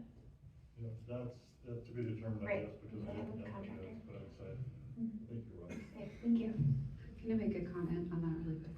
Yes. Because we don't have a covenant to open, I would appreciate if the council could get like regular status updates on how that's proceeding. I wanna make sure that we're ahead or at least even in the game on that project. We'll be watching it closely. Hey, Mr. Johnson. Go ahead, Sam. I'd just like to say that I really appreciate the diligence that you all have done on both sides and all of the different inputs that have happened over many years. So thank you for keeping at it.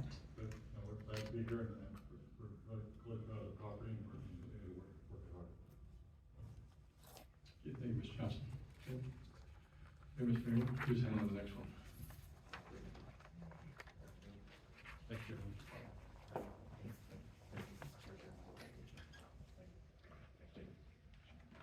All right. Let's go forward. Okay, good evening, Mayor and Council. So in front of you is to establish an economic development fund. This is primarily for accounting purposes, again, just like the CID that you just established for me. The revenues that we envisioned to go in here, and the whole reason for this creation is that most of the development agreements that come before you include some sort of an admin fee. So one of the ones that we were just looking at is $30,000 every year, and then it also increases by 3% every year. So that's a good chunk of change. Staff is envisioning setting that money aside because it's not ever part of any budgets that we build for the projects or for anything that goes on within the fund it's already in.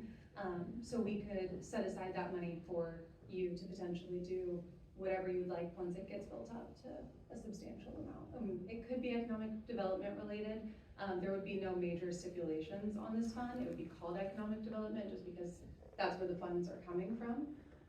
But there would be no stipulations on what you could spend it on at this point, unless you would like to set that. So, not to spend the money, it's just to set up a fund, so you could if you'd like to.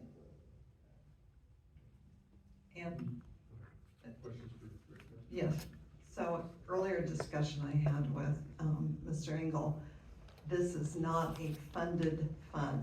This is an empty fund. Correct, yes ma'am. It would be just an empty house and then we would fill it as you saw fit and then you could empty it as you saw fit. Yay. Yes. Thank you. Hey, go ahead, Mr. Kuzma. Up until this fund is created, where do those admin fees go?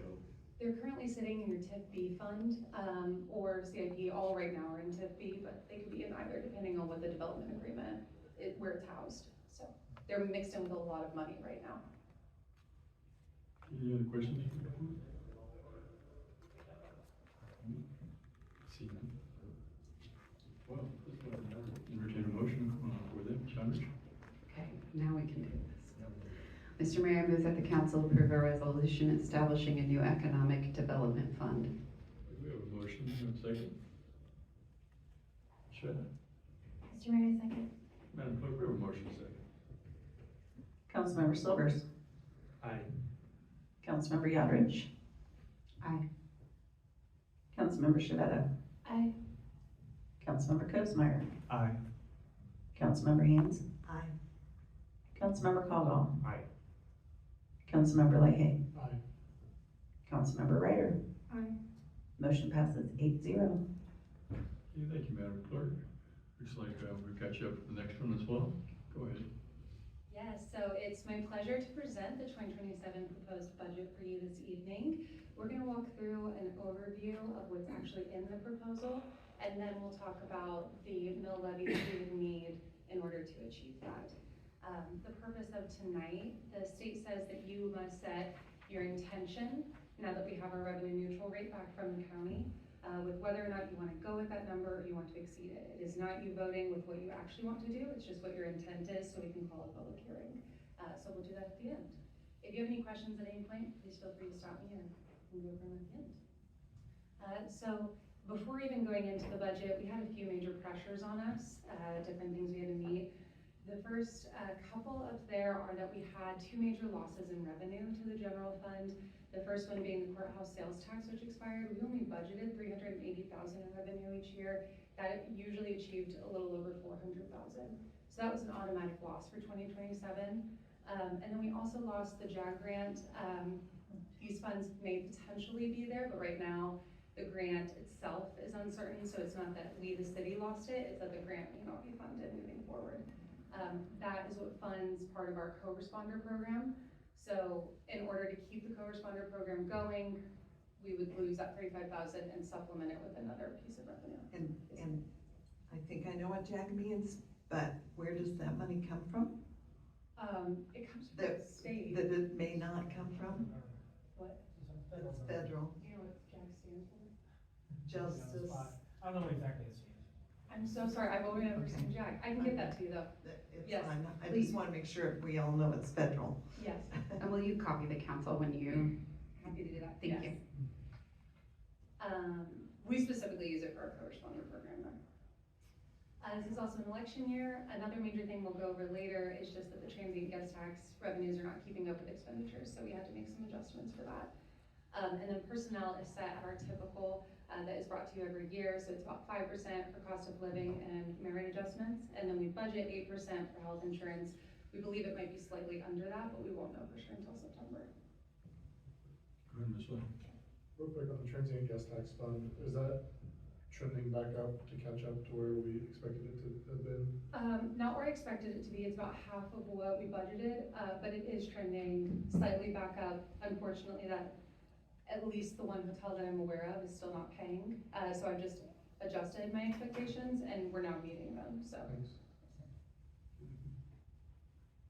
Real quick before you leave that, a very quick, maybe broke on myself. Google says it is the Justice Assistance Grant.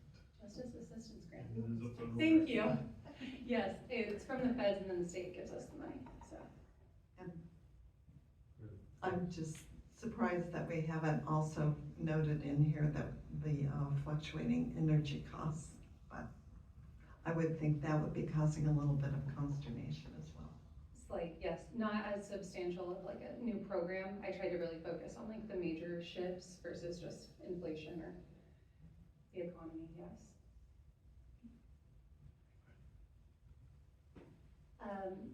The major priority for expenditures for us is to keep programs and service levels where you and the public expect them.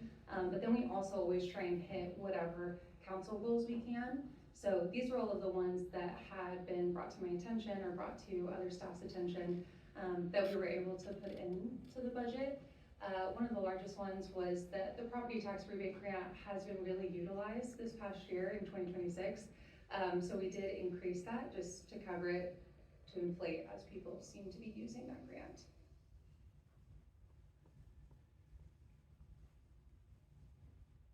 So this is an overview of the general fund. We'll walk through each side. The one thing I will say is that we are over expending revenues this year, but it's primarily to keep our fund balance in line with policy, which is 30 to 35% of reserves. So if we're comfortable going over 35%, I could cut back on transfers, but the transfers built in are what are needed to go to the CIP and the equipment reserve, which we'll get into later. So at this point, we are overspending revenues, but we still maintain our policy for fund balance and we initiate the transfers that we need to.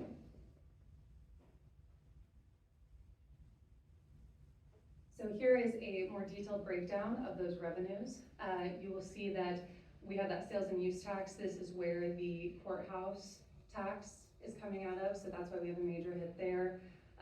Everything else is looking pretty great. We did have a big increase in some of the smaller grants. The CIP grants, which we'll get into later, are also a large increase. So Here's just a breakdown. Again, sales and use tax is our highest revenue source at this point. And then I broke out the property taxes in case you were curious of how much comes from what.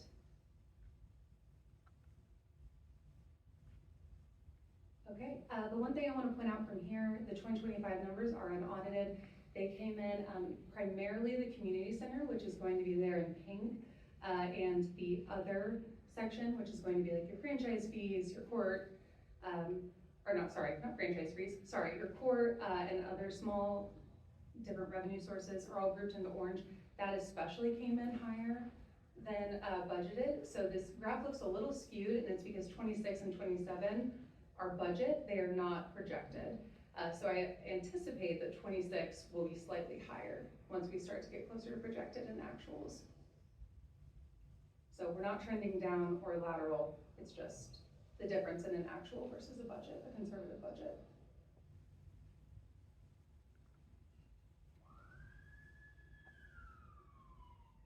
And then we move on to expenditures. As you can see, we stayed at about 5% across the board. The primary increase is going to be for personnel when it comes to a pure dollar amount for what the increase was. And then we did have again, like you said, some of the increase in like our contracts or our utilities, all of those, but there are no major service or programs that have been put into this. This is simply to mostly maintain status quo and all of our current contracts.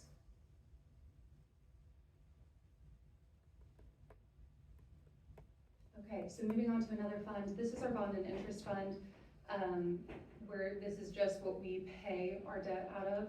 You'll see the transfers in, the million. So currently our bond proceeds are housed in CIP, and then they are moved over to this fund to get paid. So that $1 million is because we don't actually have any principal payments yet. We're just paying interest on the bonds to the state, and so I don't have an actual amount, but it was a little under $1 million for 25 and 26. So that's what we've also budgeted for 27. We don't start paying principal for a few more years.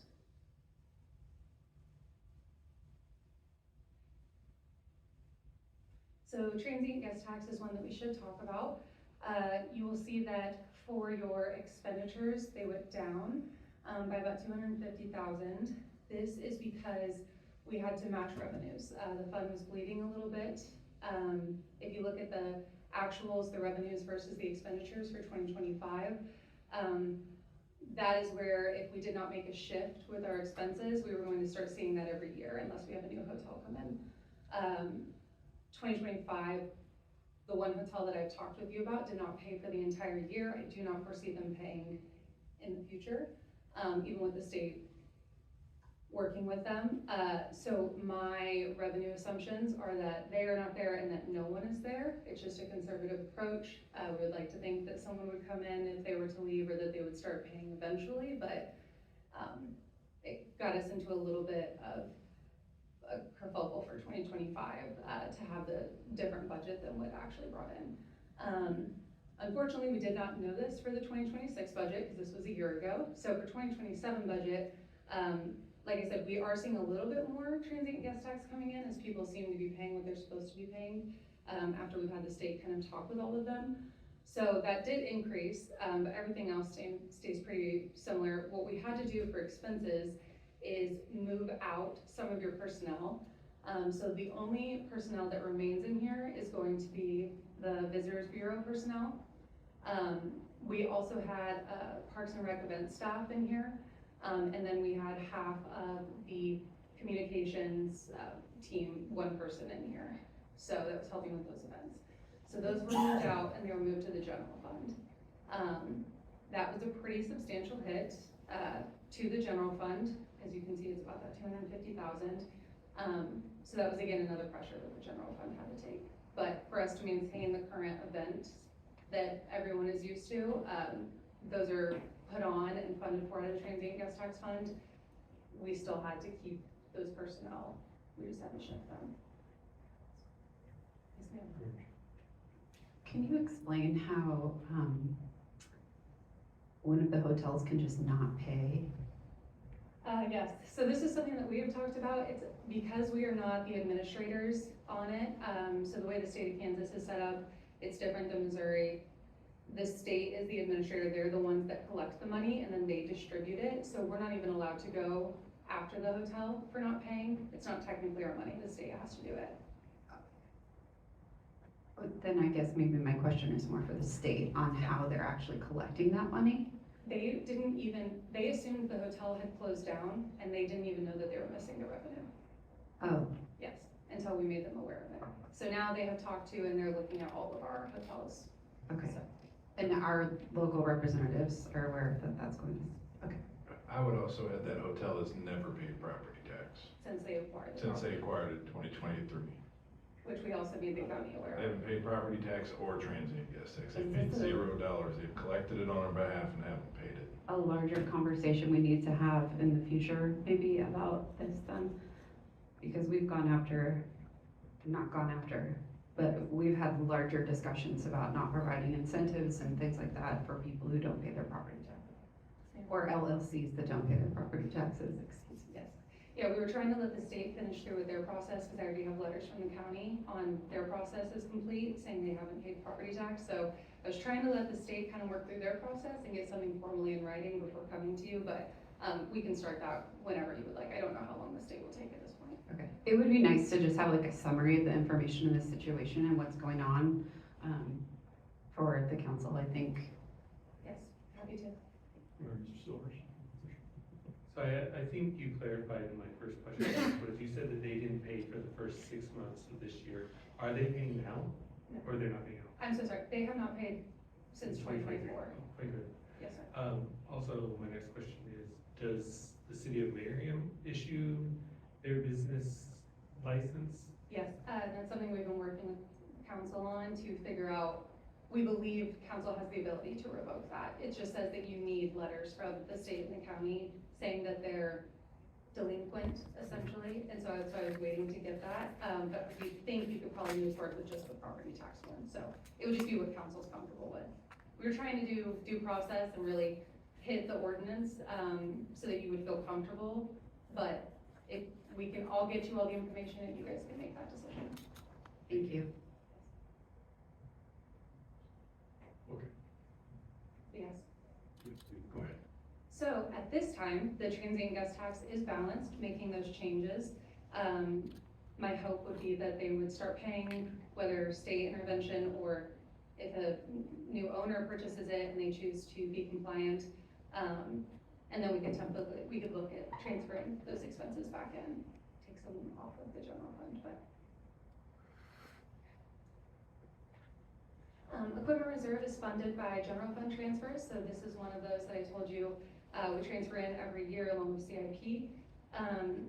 We are going to use a little bit of fund balance this year because again, the general fund just had so much of a hit that we did not want to bring increasing the mill levy to you. So 800,000, we feel comfortable being the revenues with 700,000 of that being the transfer in, primarily because this has such a healthy fund balance.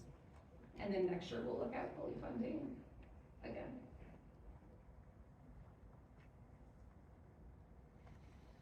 Then we're on to the CIP, which you've already seen all the projects and walked through all of them. We're happy to talk about them again if you would like. But this is just breaking down all the numbers for the plan that you saw. It also explains a little bit about the revenues, which again, you saw most of those, but this is how it's built into the budget. There is that $1 million transfer out for debt payment. I will say our fund balance is still very, this is a heavy year. 2027 is going to be a very heavy year. We've had a few heavy years of projects, but they've all been planned. And then the next couple of years are a little bit lighter. So even after a 5 and a 10 year look forecasting, we feel perfectly comfortable with where fund balances would be. So.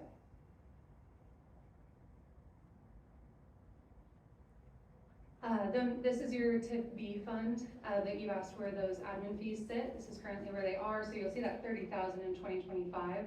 That was 1 year, and then we have 30,000 plus 3% every year after. It wasn't budgeted for in 2026, and it's sitting in that TIP property tax for 2027. So it's part of it, just not broken out yet. There's no major changes to this. It's based on the different agreements that we have in the projects that are going on.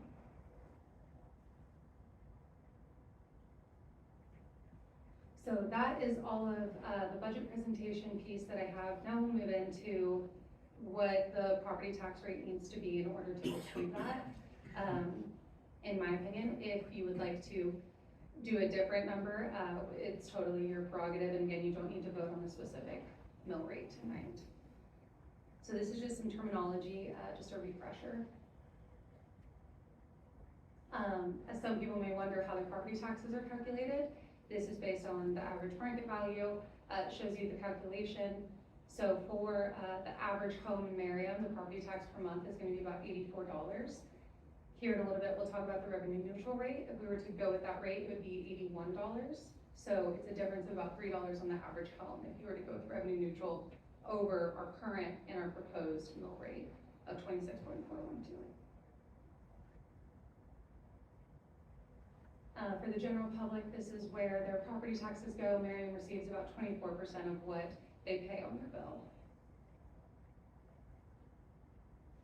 Here's growth in assessed valuation based on the county's numbers. You'll see that we had a large jump in residential, and then commercial seems to be staying stagnant. We're not sure, they're looking into that. I believe it's coming from, there are a few appeals going on right now, so those numbers may not be final yet, and they may work through it in the year, but as of right now, it has went down. We also tore down a few buildings that I think would have been part of that, so that could be it, but we're looking at getting a detail of that too.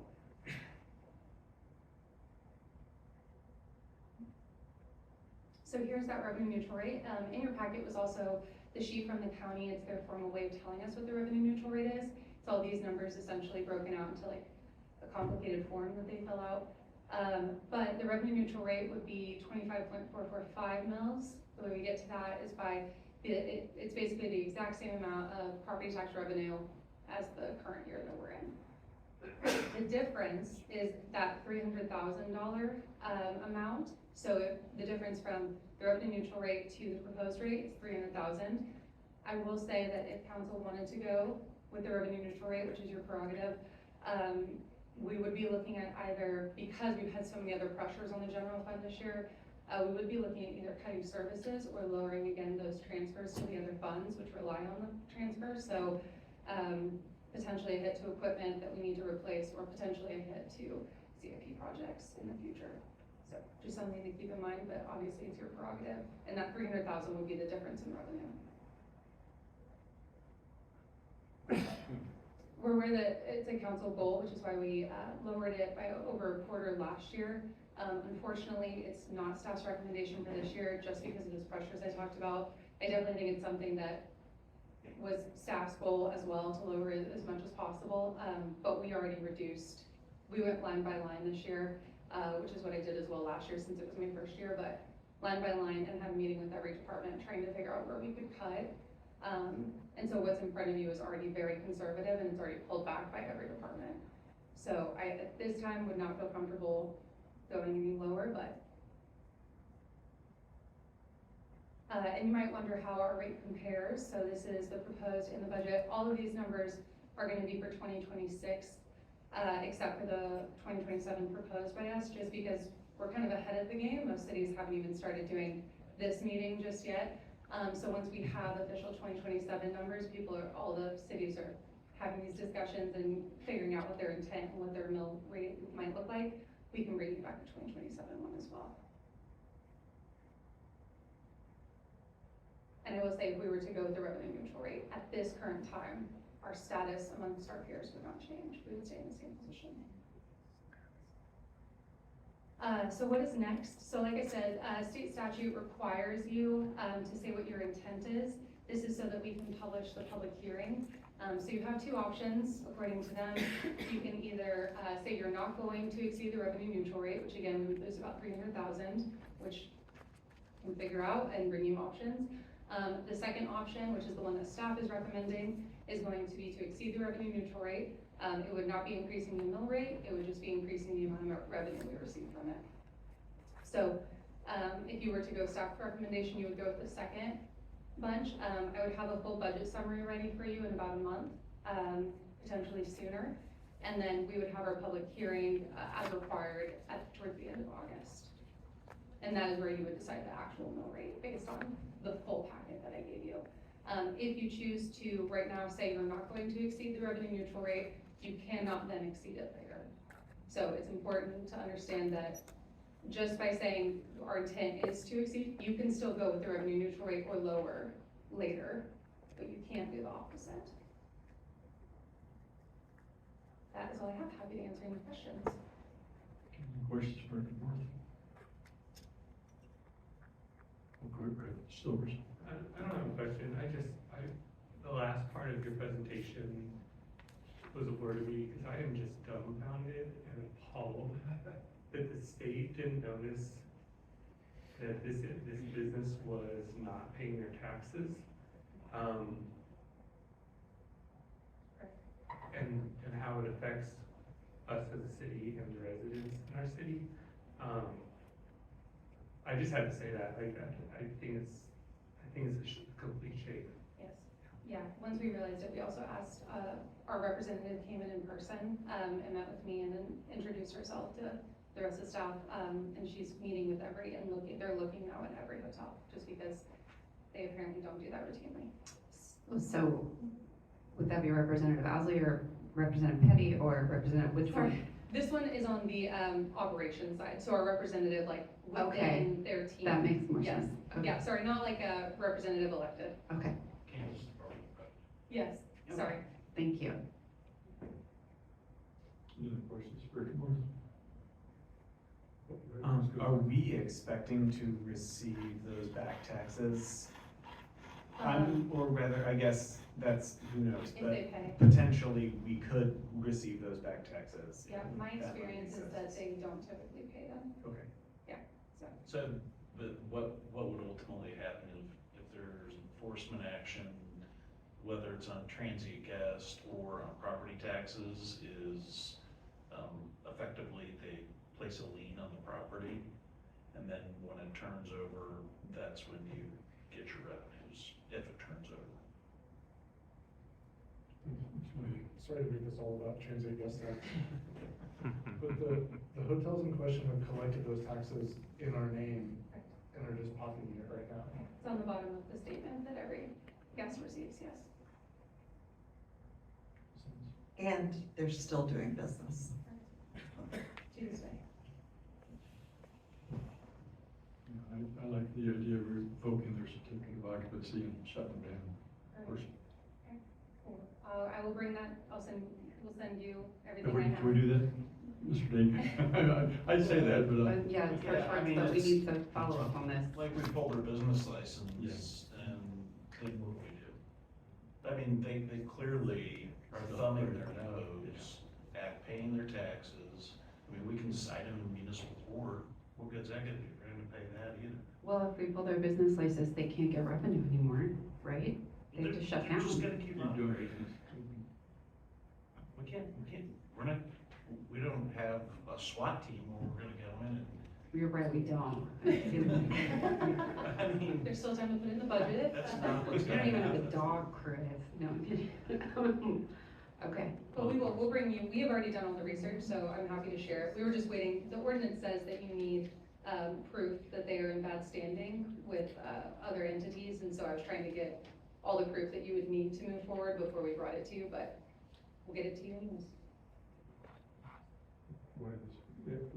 Yeah, I appreciate you doing the due diligence and having the proof before, but I think we're all really stuck on this because, and we are all really stuck on this because, yeah, that's just, yeah, it's a bad partner, yeah.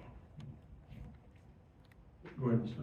I just want to add, like, I thank you for doing all the research, and I understand wanting to wait and hear from the state and having all of our ducks in a row and having everything we need ready. As part of that, can you maybe just ping the state and see what their timeline is, so we Yes. can weigh that against some of our decision? Happy to. And if you want a more detailed, process and enforcement options, I'd probably recommend we do that in an executive session, because I've written multiple emails on this subject, and I don't really wanna show these people our playbook, so. Makes sense. Yeah, we can move on from revenue neutral or whatever. Yes, sir. Years ago, before we the state took us through this revenue neutral rate thing. We used to compare ourselves to the last year's revenue, property tax, plus new construction, plus some sort of adjustment for inflation. And that got us to this year's, or the budget year.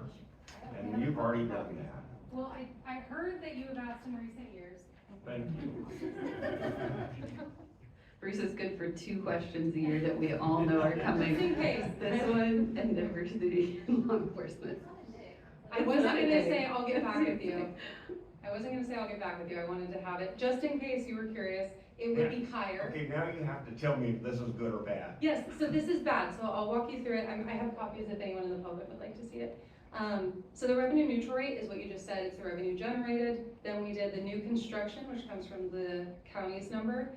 So if it was just new construction added in, and then inflation, which was 8.1% for us, that shows you what the total be, that 27.9 number.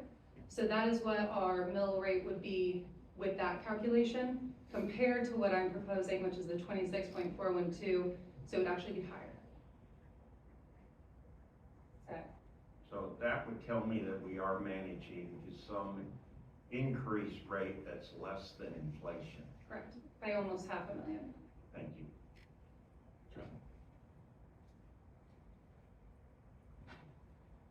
And you'll be sure and send this to all of us. Thank I'll you. give it to Julie as well. Any other questions, straightforward? I just want to say thank you, Megan. I appreciate you taking that from all of us, all of our questions. The rest of the budget looks great, not the transient guest tax, but the rest of the budget is that we are in great condition. I will take a vote. I do not, I will take a vote if you don't mind, just so I can state if you're comfortable. Okay. I would entertain a motion. Go ahead, Ms. Chadwick. Mr. Mayor, I move that the council authorize staff to notify Johnson County of the city's intent to exceed the revenue neutral rate and hold public hearings on August 24th on the matter. Okay, we have a motion. Do we have a second? Ms. Schmidt. Mr. Mayor, second. Clerk, we have a motion, a second. Councilmember Yodridge. Aye. Councilmember Shavetta. Aye. Councilmember Cosmeyer. Aye. Councilmember Hans. Aye. Councilmember Caldwell. Aye. Councilmember Leahy. Aye. Councilmember Ryder. Aye. Councilmember Silvers. Aye. Motion passes 8-0. Thank you, Madam Clerk. Well, it looks like next time up to our financial update. Sorry, Take your I back. wanted to talk tonight, I guess. So in front of you are gonna be both April and May's, finance reports. Both are looking right on track. I have nothing to report for either. We will get you back with you on the transient guest tax, which I should have to you most of the week. I already have everything prepared. So, but if there's any questions on the reports, I'm happy to go through them. Any questions? Nothing outstanding. Okay. See no other questions, I guess we're done. Thank you. Next up, we had CIP update. Rick's still recording. Good evening, Mayor and Council. The June CIP update is in your packet. Happy to answer any questions about any of the projects. I did want to mention the project that I know everyone's concerned about is the 75th Street Bridge Repair Project. Just a reminder that it is, even though we own half the bridge and we're paying half the cost, it is a project managed by Overland Park, so they are completely in control of the schedule. I emailed them late last week and they said they're still on track for an opening at the end of the week. But as you know how construction goes, anything could change, but right now they're counting on the opening June 26th. Also, Carter Avenue is currently fully closed from 67th to Carter Avenue. It was supposed to be open last week, but what's going on right now is that we had to have a full closure because we're putting in a new pipe across the street and we're regrading the road to move the low point from the Aristocrat driveway over, because with the low point there's a grade inlet and then the trucks are driving over and breaking it. So that means that we're regrading and we had to put in additional rock and 6 inches of asphalt. And what happened is that there is a Evergy duct bank and manhole, and it's rising well above the road, and they were supposed to adjust it last week, but with the storms, they've had to go out to western Kansas, so we're hoping to get that done this week, but we can't open it safely. When we do open it, it will be, one-way northbound. So it won't be open completely, but it will be open one way. So just wanted to give everyone that update, and happy to answer any other questions about the projects. Versus Director Comke. I just want to clarify the date on the Carter Avenue. So the agenda item says through the week of June 15th, so we're into so it'll be all the way through this week. It'll Yeah. also be closed. Yes, when I wrote this, that was the plan. Understood. So Okay, yeah, just making sure we have the right Yes. date. Yes, but hopefully it will be open at the end of this week, but if they can't get out there due to more storms or their schedule, it'll be extended. Thank you. Go ahead, Ms. Haynes. So, because 67th Street is very popular right now, the project that's putting in utilities or whatever, do we have any status on that one? I know it doesn't belong to any city group, but. Right, it's a fiber project. They're supposed to be done the end of this week, but that one's dragged on too, so. So June 26th is a magical day. Hopefully. We'll either have a lot to celebrate or have to extend another Because week. it has been a nightmare. It's been long. Thank you. Carter Avenue, so it'll only be open, hopefully, northbound, next week, but what about southbound? When is it what's the projection on it? I mean, it's probably close to the end of the project. Which is the Now end of they're the summer? moving well out, yeah, probably the end of the summer. And that's because of the pedestrian, access right across the ring road. Well, it's hard to work on one side of the road and have room to do it, and so It's a narrow it feels one, like it's safe. Safer to close one way, and we work with Aristocrat, and that really helps. That's not the only reason we're doing it, but that helps, route their trucks around, so we felt like that was the safest option. Okay. And then, the 67th Street that keeps taking a lane down, that's in the right of way, so it's a right of way permit. Yes, It's it's a not. utility company. Okay, thank you for the clarification. Questions? Director Comke? Thank you. So next item up is, update. You already covered the party. You already covered the news, I'm sure. Yes, hello, good evening. In regards to our single hauler update, we have good news. GFL has given us our pickup schedule that will be posted in the fall edition of Highlights, additionally online. The pickups are Mondays, Tuesdays, and Wednesdays. Mondays, north of 55th Street, Tuesdays, 55th to Shore Mission Parkway, and Wednesdays, south of Shore Mission Parkway. So we will be getting that communication out to our residents as soon as we can. In addition to that, we're still coordinating the bin distribution and how that's gonna look. Most likely will be the second half of October, but like I said, we're still coordinating that. We do, once we have all the details finalized, plan to send a direct mailer to every residence, just letting them know not only what their pickup day will be, but how they'll be receiving their bins and what they're supposed to be doing with their old bins. So that will be much later this fall before the November 1st start date, but I wanted to let you know we've still been working on it. I'd be happy to answer any questions. You can go ahead, Mr. Summers. Since so many of our residents have already switched over to GFL, I'm sure that that's being taken into account with bin distribution. So if you already have your bin, you don't have to switch it out with a new one. Correct. Great, thank you. You should. You might not be able to answer this, but why was 55th Street used as a demarc? Because that's gonna split some neighborhoods. I will get back to you. Versus Johnson Drive, that's all I'm asking. I'll get back. Yeah, thank you. You go ahead, Ms. Ryan. Also, will the change in pickup schedule happen on November 1st? Are they working on rolling it out sooner? Conveniently, November 1st is the start of the week, so it's a Monday. So they're waiting because like right now we're on Thursday, that switch to Monday will be when the contract officially starts? Yes. We'll make sure to communicate that too, that's a good point. I just want to say that at the block party, we have a lot of very positive feedback about this change, so yay. Questions? Mr. Silvers, you getting ready to? No, I just wanted to point out you color coordinate your outfit with the GFL boots. I just want green. Aren't they green? I think everything Aries. Yeah. Inside one of them. All right, any other questions from Ms. Gard? I just love talking about trash so much. All right, as far as our downtown master plan update, we are right in the middle of community engagement. We have reached over 200 people so far, which is very exciting. We participated in a number of pop-ups in events that we've already been hosting, so we got a lot of good engagement there. Our first online survey is wrapping up. That'll be wrapped up this Wednesday, because on Thursday is our first public open house at the Merriam Community Center. Please, if you're able, please attend. And on Thursday will also be the second online engagement opportunity we'll kick off in kind of conjunction with the open house. We've already completed our first stakeholder meeting, or I'm sorry, our first steering committee meeting. We've had interviews with a number of stakeholders, and we're currently working on our statistically valid ETC survey that will be administered here within a month or so. I'd be happy to answer any questions. Questions from Ms. Gardner? Come.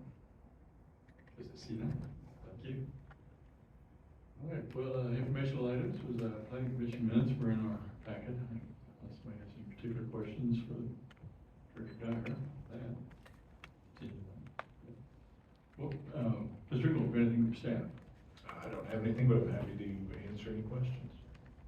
Okay, go ahead, Mr. Lee. I just want to point out that the wildflowers up at Antioch and Merriam Drive look great. They really filled in.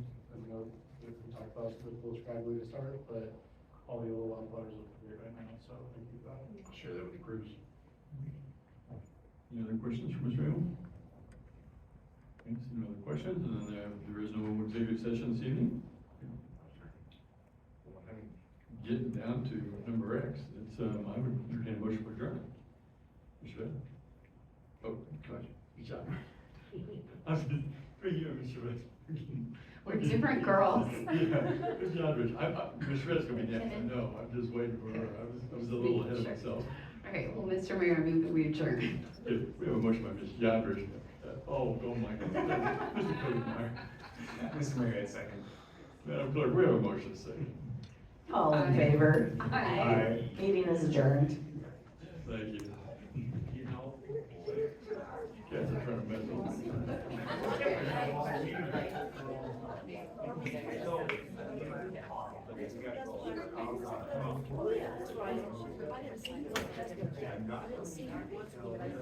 Yeah. I think something.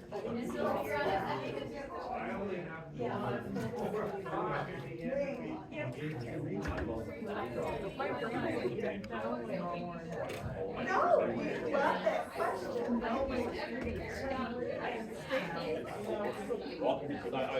I love the idea of all this stuff happening, but I'm also like, hey, since I'm in. Good job on the budget, Megan. 12 years, my house was 30,000. And this is just gonna raise it up higher. I'm lucky enough. No, I went home and I went down. I went around the edge. So I did one by terrace. It's walking distance, like I can walk right in forward and I do regular walking. So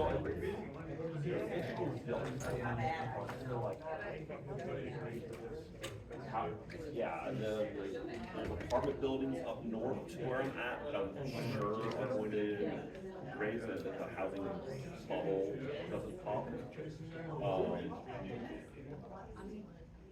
Check.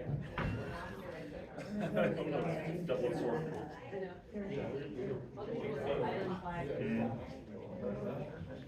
That's a little lower income apartment complex, yeah.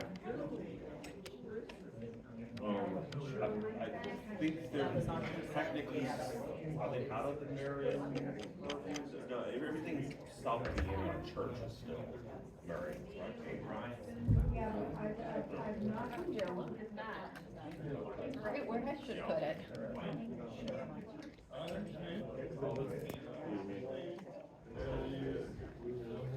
We'll get it, Mark. I don't know how to read all things. No, it's pretty. That was a lot. I don't know how I feel 100% about the change to Merriam businesses area. I live right there. It's gonna be nice to have these kind of things. What we just voted on tonight. Yeah, all those, chiefly because I'm alarmed and thinking that this will create appraisal run of houses around that area. And those have over doubled since I. Thank you for having the Bruce. I mean, that's happened for everybody, regardless of anything. That's regardless of whether you've done work on your house or not. And I'm safe, but I have neighbors who I don't know if they have. There's apartment buildings to the north of there that are lower price apartment buildings that might get rated out of things potentially for business. I don't know. So I don't know. I didn't have enough time to really process and come up and make a statement on this. This change. I've been following that long. But at the same time, all those things being there would be really great.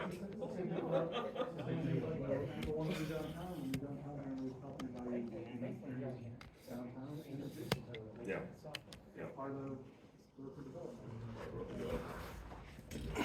All the affordability process.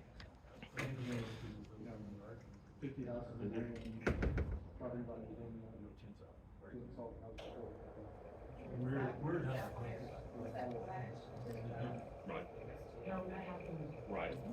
Right. No, I know, it's complicated shit. Aldi is a much more affordable grocer than. Oh, 100%. The thing is I just get in the highway and I drive 5 minutes over to Woodland Park currently and just go to the only. Yeah, there's 3 Aldis. There's 5 minutes south, 5 minutes east, and 5 minutes west right now. There's 3 of them. So not keep weird about that, but like, yeah, it's not directly keeping in the city. I understand that. And walking distance also takes the ability for me not to use my vehicle potentially. Yeah, no, I don't know. no problem at all. I don't know. Okay. No, we go around all these projects. I'm gonna get my house from Silicon Valley. Bob the back scratcher. Good evening.